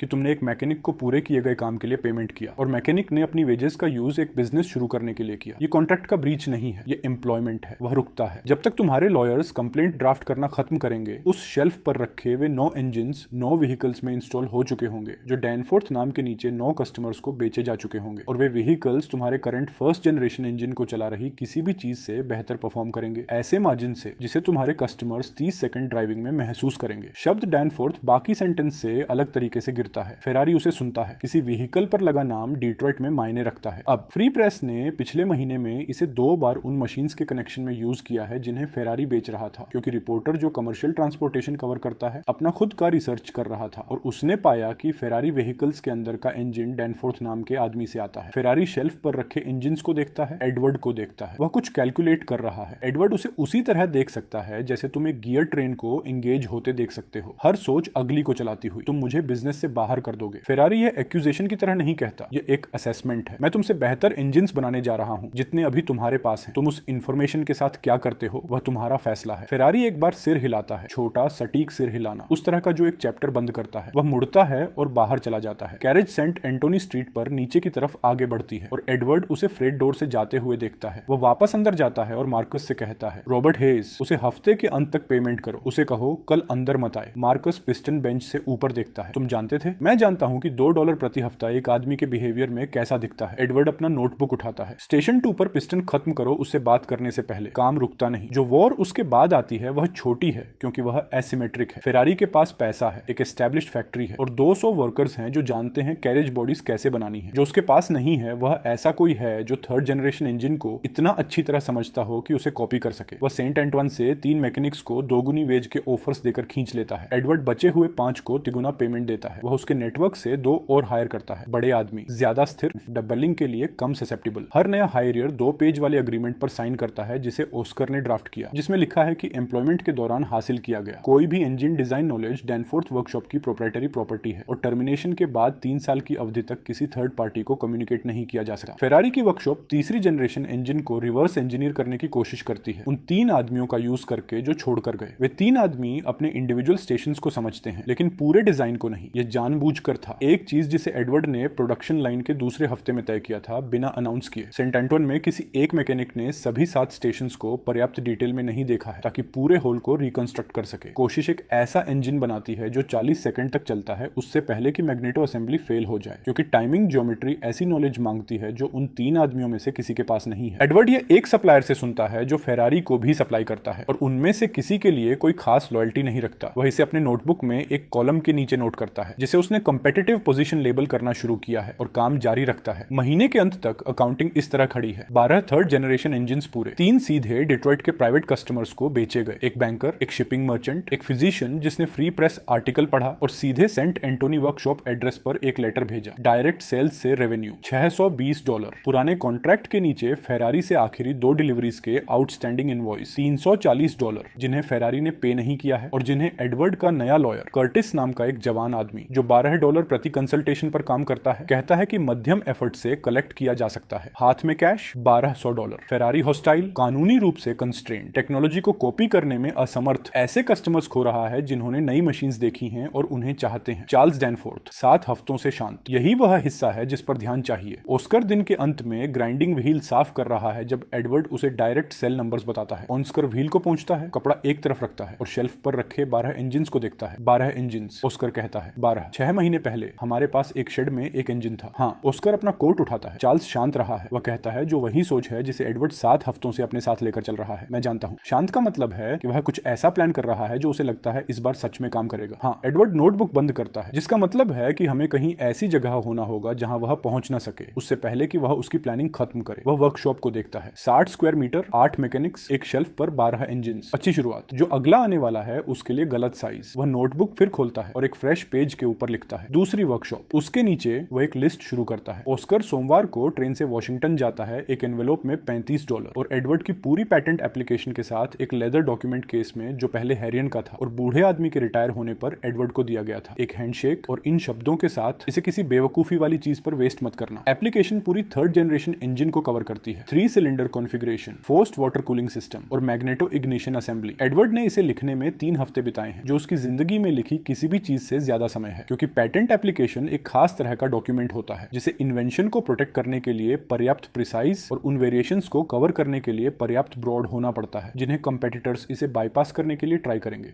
उसने कर्टिस लॉयर से लैंग्वेज 2 बार रिव्यू करवाई। कर्टिस ने 11 चेंजेस किए। एडवर्ड ने उनमें से 9 एक्सेप्ट किए और बाकी 2 पर आर्गुमेंट किया जब तक कर्टिस सहमत नहीं हो गया कि एडवर्ड का वर्जन ज्यादा एक्यूरेट था, जो कर्टिस ने उस आदमी वाले एक्सप्रेशन के साथ किया जिसे एक मशीनिस्ट लीगल लैंग्वेज पर करेक्ट कर रहा हो और जो उसे प्रोफेशनली अनकंफर्टेबल लग रहा हो। ऑस्कर थर्सडे को एक रिसीट और फाइलिंग डेट के साथ लौटता है। पेटेंट एग्जामिनर ने ऑस्कर रिपोर्ट करता है मैग्नेटो इग्निशन ड्राइंग्स को लंबे समय तक देखा और 2 टेक्निकल क्वेश्चंस पूछे। ऑस्कर ने दोनों का जवाब दिया। एग्जामिनर ने कहा एप्लीकेशन कंप्लीट लगती है और एग्जामिनेशन आगे बढ़ेगा लगभग 3 हफ्ते। सर्टिफिकेट मंगलवार को आता है। एडवर्ड एनवेलोप को उसी एंटवन वर्क बेंच पर खोलता है, उसके दूसरे हाथ में पिसन के साथ, क्योंकि वह इंस्पेक्शन के बीच में था और उसने इसे इसके लिए नीचे रखा और जब वह खत्म करेगा तब इसे फिर उठा लेगा। सर्टिफिकेट एक पेज गवर्नमेंट प्रिंट है, एक सील और एक नंबर और लीगल डॉक्यूमेंट्स की कंप्रेस्ड इफेक्टलेस लैंग्वेज में इन्वेंशन को डिस्क्राइब करता हुआ formal text block. Description block के नीचे स्टैंडर्ड टाइप में पेज के हर दूसरे शब्द जितने सेम साइज में। Inventor Edward Danforth, Detroit Michigan. वह अपना नाम 2 बार पढ़ता है। सर्टिफिकेट को बेंच के साफ कॉर्नर पर रखता है जहां उस पर ऑयल नहीं लगेगा, पिस्टन उठाता है और इंस्पेक्शन खत्म करता है। ऑस्कर कमरे के दूसरी तरफ से देखते हुए कुछ नहीं कहता। उसके चेहरे पर वह एक्सप्रेशन है जो वह तब पहनता है जब वह किसी चीज को दोनों सिग्निफिकेंट और एडिक्वेटली हैंडल्ड मानता है। ग्रेडिएट एवेन्यू पर पुरानी फाउंड्री 14 महीनों से खाली पड़ी है। ओनर प्रेस्कोट नाम का एक आदमी ने अपना पैसा 1878 में एक स्पेकुलेटिव आयरन कॉन्ट्रैक्ट में लगाया था, जो रेल रोड एक्सपेंशन धीमा पड़ने पर कोलैप्स हो गया और फाउंड्री उसके साथ चली गई। बिल्डिंग 800 स्क्वायर मीटर ब्रिक और आयरन की है, ऊंची ceiling, concrete floor, north facing Skylights की एक रो जो उस तरह की डिफ्यूज इवन लाइट देती है जो प्रिसीजन वर्क के लिए अच्छी होती है। ईस्ट वॉल पर 3 लोडिंग डोर्स जो फ्रेट वैगन्स के लिए पर्याप्त चौड़े हैं। नॉर्थ वेस्ट कॉर्नर में एक छोटा ऑफिस जिसकी एक विंडो मेन फ्लोर की तरफ देखती है, जहां एडवर्ड काम करेगा जब वह फ्लोर पर नहीं होगा, जो अक्सर नहीं होगा। प्रेस्कोट $100 प्रति महीना चाहता है, एडवर्ड 65 ऑफर करता है, वे 80 पर सेटल करते हैं। एडवर्ड 12 महीने का लीज साइन करता है जो उसे $960 के लिए कमिट करता है और उसके पास 1200 में से 240 छोड़ता है। वह साइन करने के बाद कुछ पल उस नंबर को देखता है, $240 उसके और उस जगह के बीच जहां सब कुछ रुक जाता है। एक महीने की वेजेस के लिए काफी, शायद 40 इंजिन्स के मटेरियल्स के लिए और किसी चीज के लिए नहीं। वह पहले 2 हफ्तों में 26 वर्कर्स हायर करता है, टोटल को 34 तक लाते हुए, जिनमें सेंट एंटोनी के 8 शामिल हैं। वह एक्सपीरियंस के लिए हायर नहीं करता। मुख्य रूप से एक्सपीरियंस यूजफुल है, लेकिन उसके साथ हैबिट्स आती हैं और दूसरे वर्कशॉप्स में ट्रेंड आदमियों की हैबिट्स आमतौर पर दूसरे वर्कशॉप्स की हैबिट्स होती हैं। वह हैंड्स के लिए हायर करता है। वह हर कैंडिडेट को एक टास्क करते हुए देखता है, फाइल, एक सपाट सतह, एक थ्रेड काटना, एक बेयरिंग फिट करना, और वह उन्हीं को काम पर रखता है जिनके हाथ जानते हैं कि वे क्या कर रहे हैं, तब भी जब उनके मुंह यह समझा रहे होते हैं कि वे नहीं जानते। जो प्रोडक्शन लाइन वह ग्रेडेड फैक्ट्री के लिए डिजाइन करता है वह स्केल में सेंट एंटोइन से अलग है, लेकिन सिद्धांत में वही फैली हुई है। 7 की जगह 12 स्टेशन, हिस्से एक लकड़ी की रेल पर चलते हैं। 2 समानांतर ट्रैक बेंच में कंधे की चौड़ाई पर लगाए गए हैं, जिन पर छोटे लकड़ी के स्लेज हैं, जिन पर हिस्सों की असेंबली रखी जाती है और हाथ से स्टेशन धकेली जाती है। यह मैकेनिकल नहीं है, इसे अभी मैकेनिकल होने की जरूरत नहीं है। इसे जो होना है वह है स्थिर, और रेल स्थिरता लागू करती है, हर स्टेशन को अगले से समान दूरी पर रखकर और हर कामगार को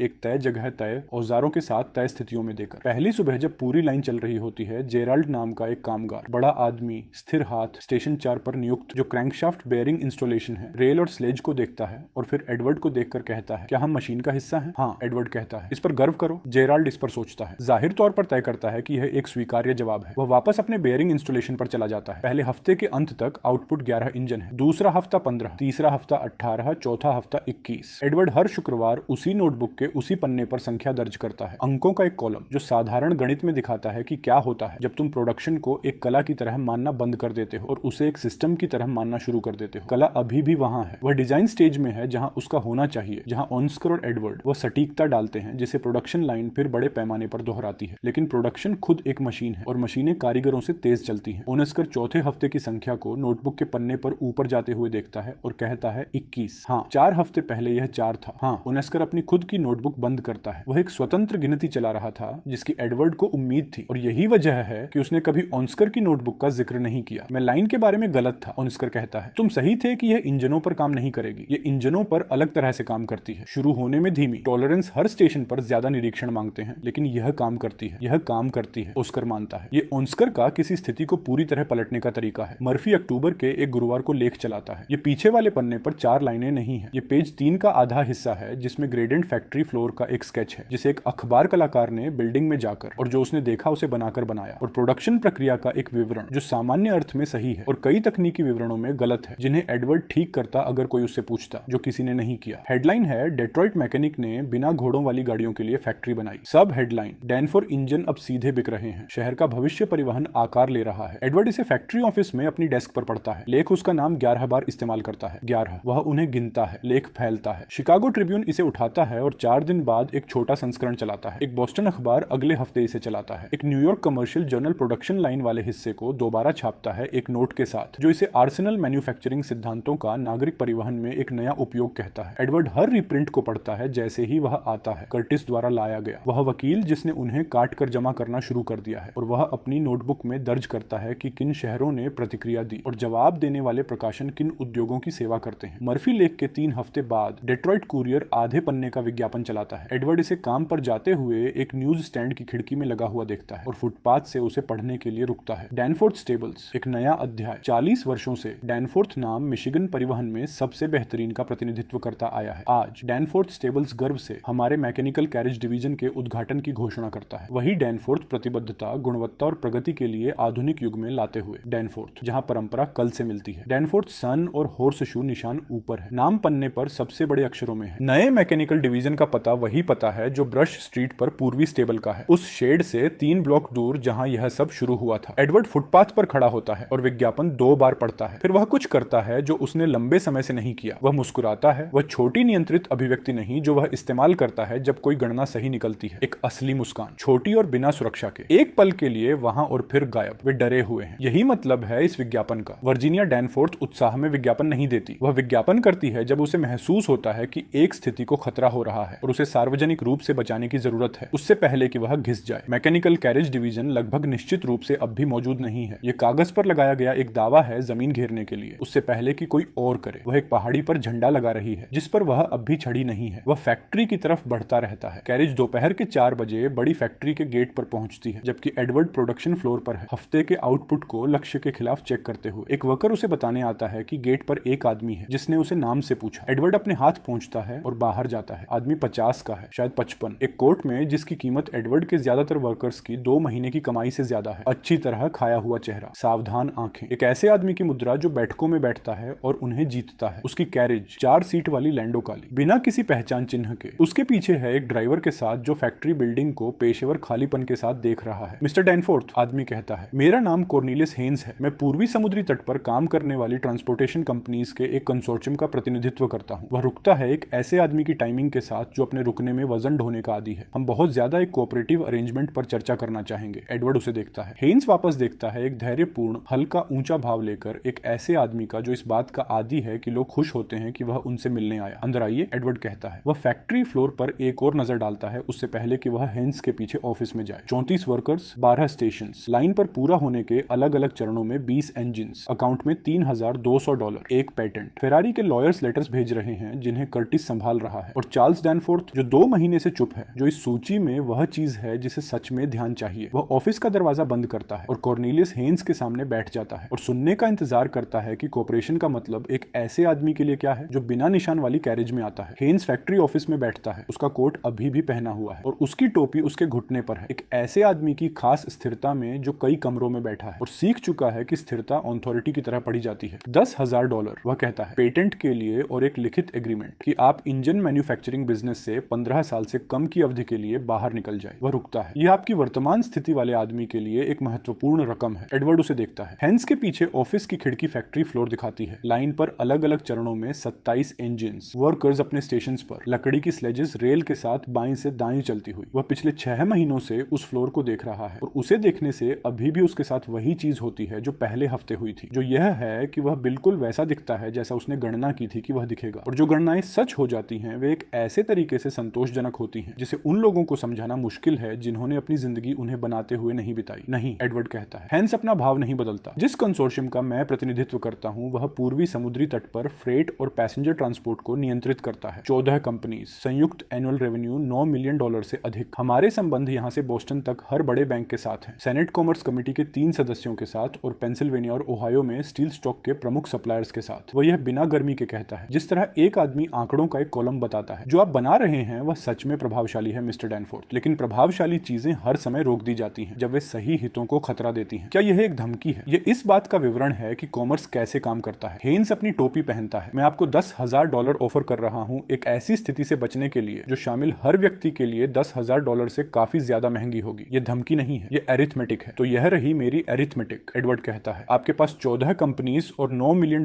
का एनुअल रेवेन्यू है, कारण कि आप इस ऑफिस में मुझे एक पेटेंट के लिए $10,000 ऑफर कर रहे हैं। यह है कि आपने गणना की है कि आपका रेवेन्यू 10 साल में कैसा दिखेगा अगर वह टेक्नोलॉजी जो मैं बना रहा हूं स्टैंडर्ड बन जाती है। वह संख्या जो भी है वह $10,000 से बड़ी है, काफी बड़ी। वह खड़ा होता है। तो जवाब नहीं है, आने के लिए धन्यवाद। हेन्स खड़ा होता है। एडवर्ड को एक ऐसे आदमी के भाव से देखता है जो एक नए आकलन पर पहुंचा है। मुझे उम्मीद है आप दोबारा विचार करेंगे उससे पहले कि स्थिति और जटिल हो जाए। मैं आपको बाहर तक छोड़ता हूं, एडवर्ड कहता है। वह फैक्ट्री गेट से हेनेस की कैरेज को जाते हुए देखता है। फिर वह वापस अंदर जाता है और ऑस्कर को स्टेशन 3 पर एक क्रैंकशाफ्ट बेयरिंग चेक करते हुए पाता है।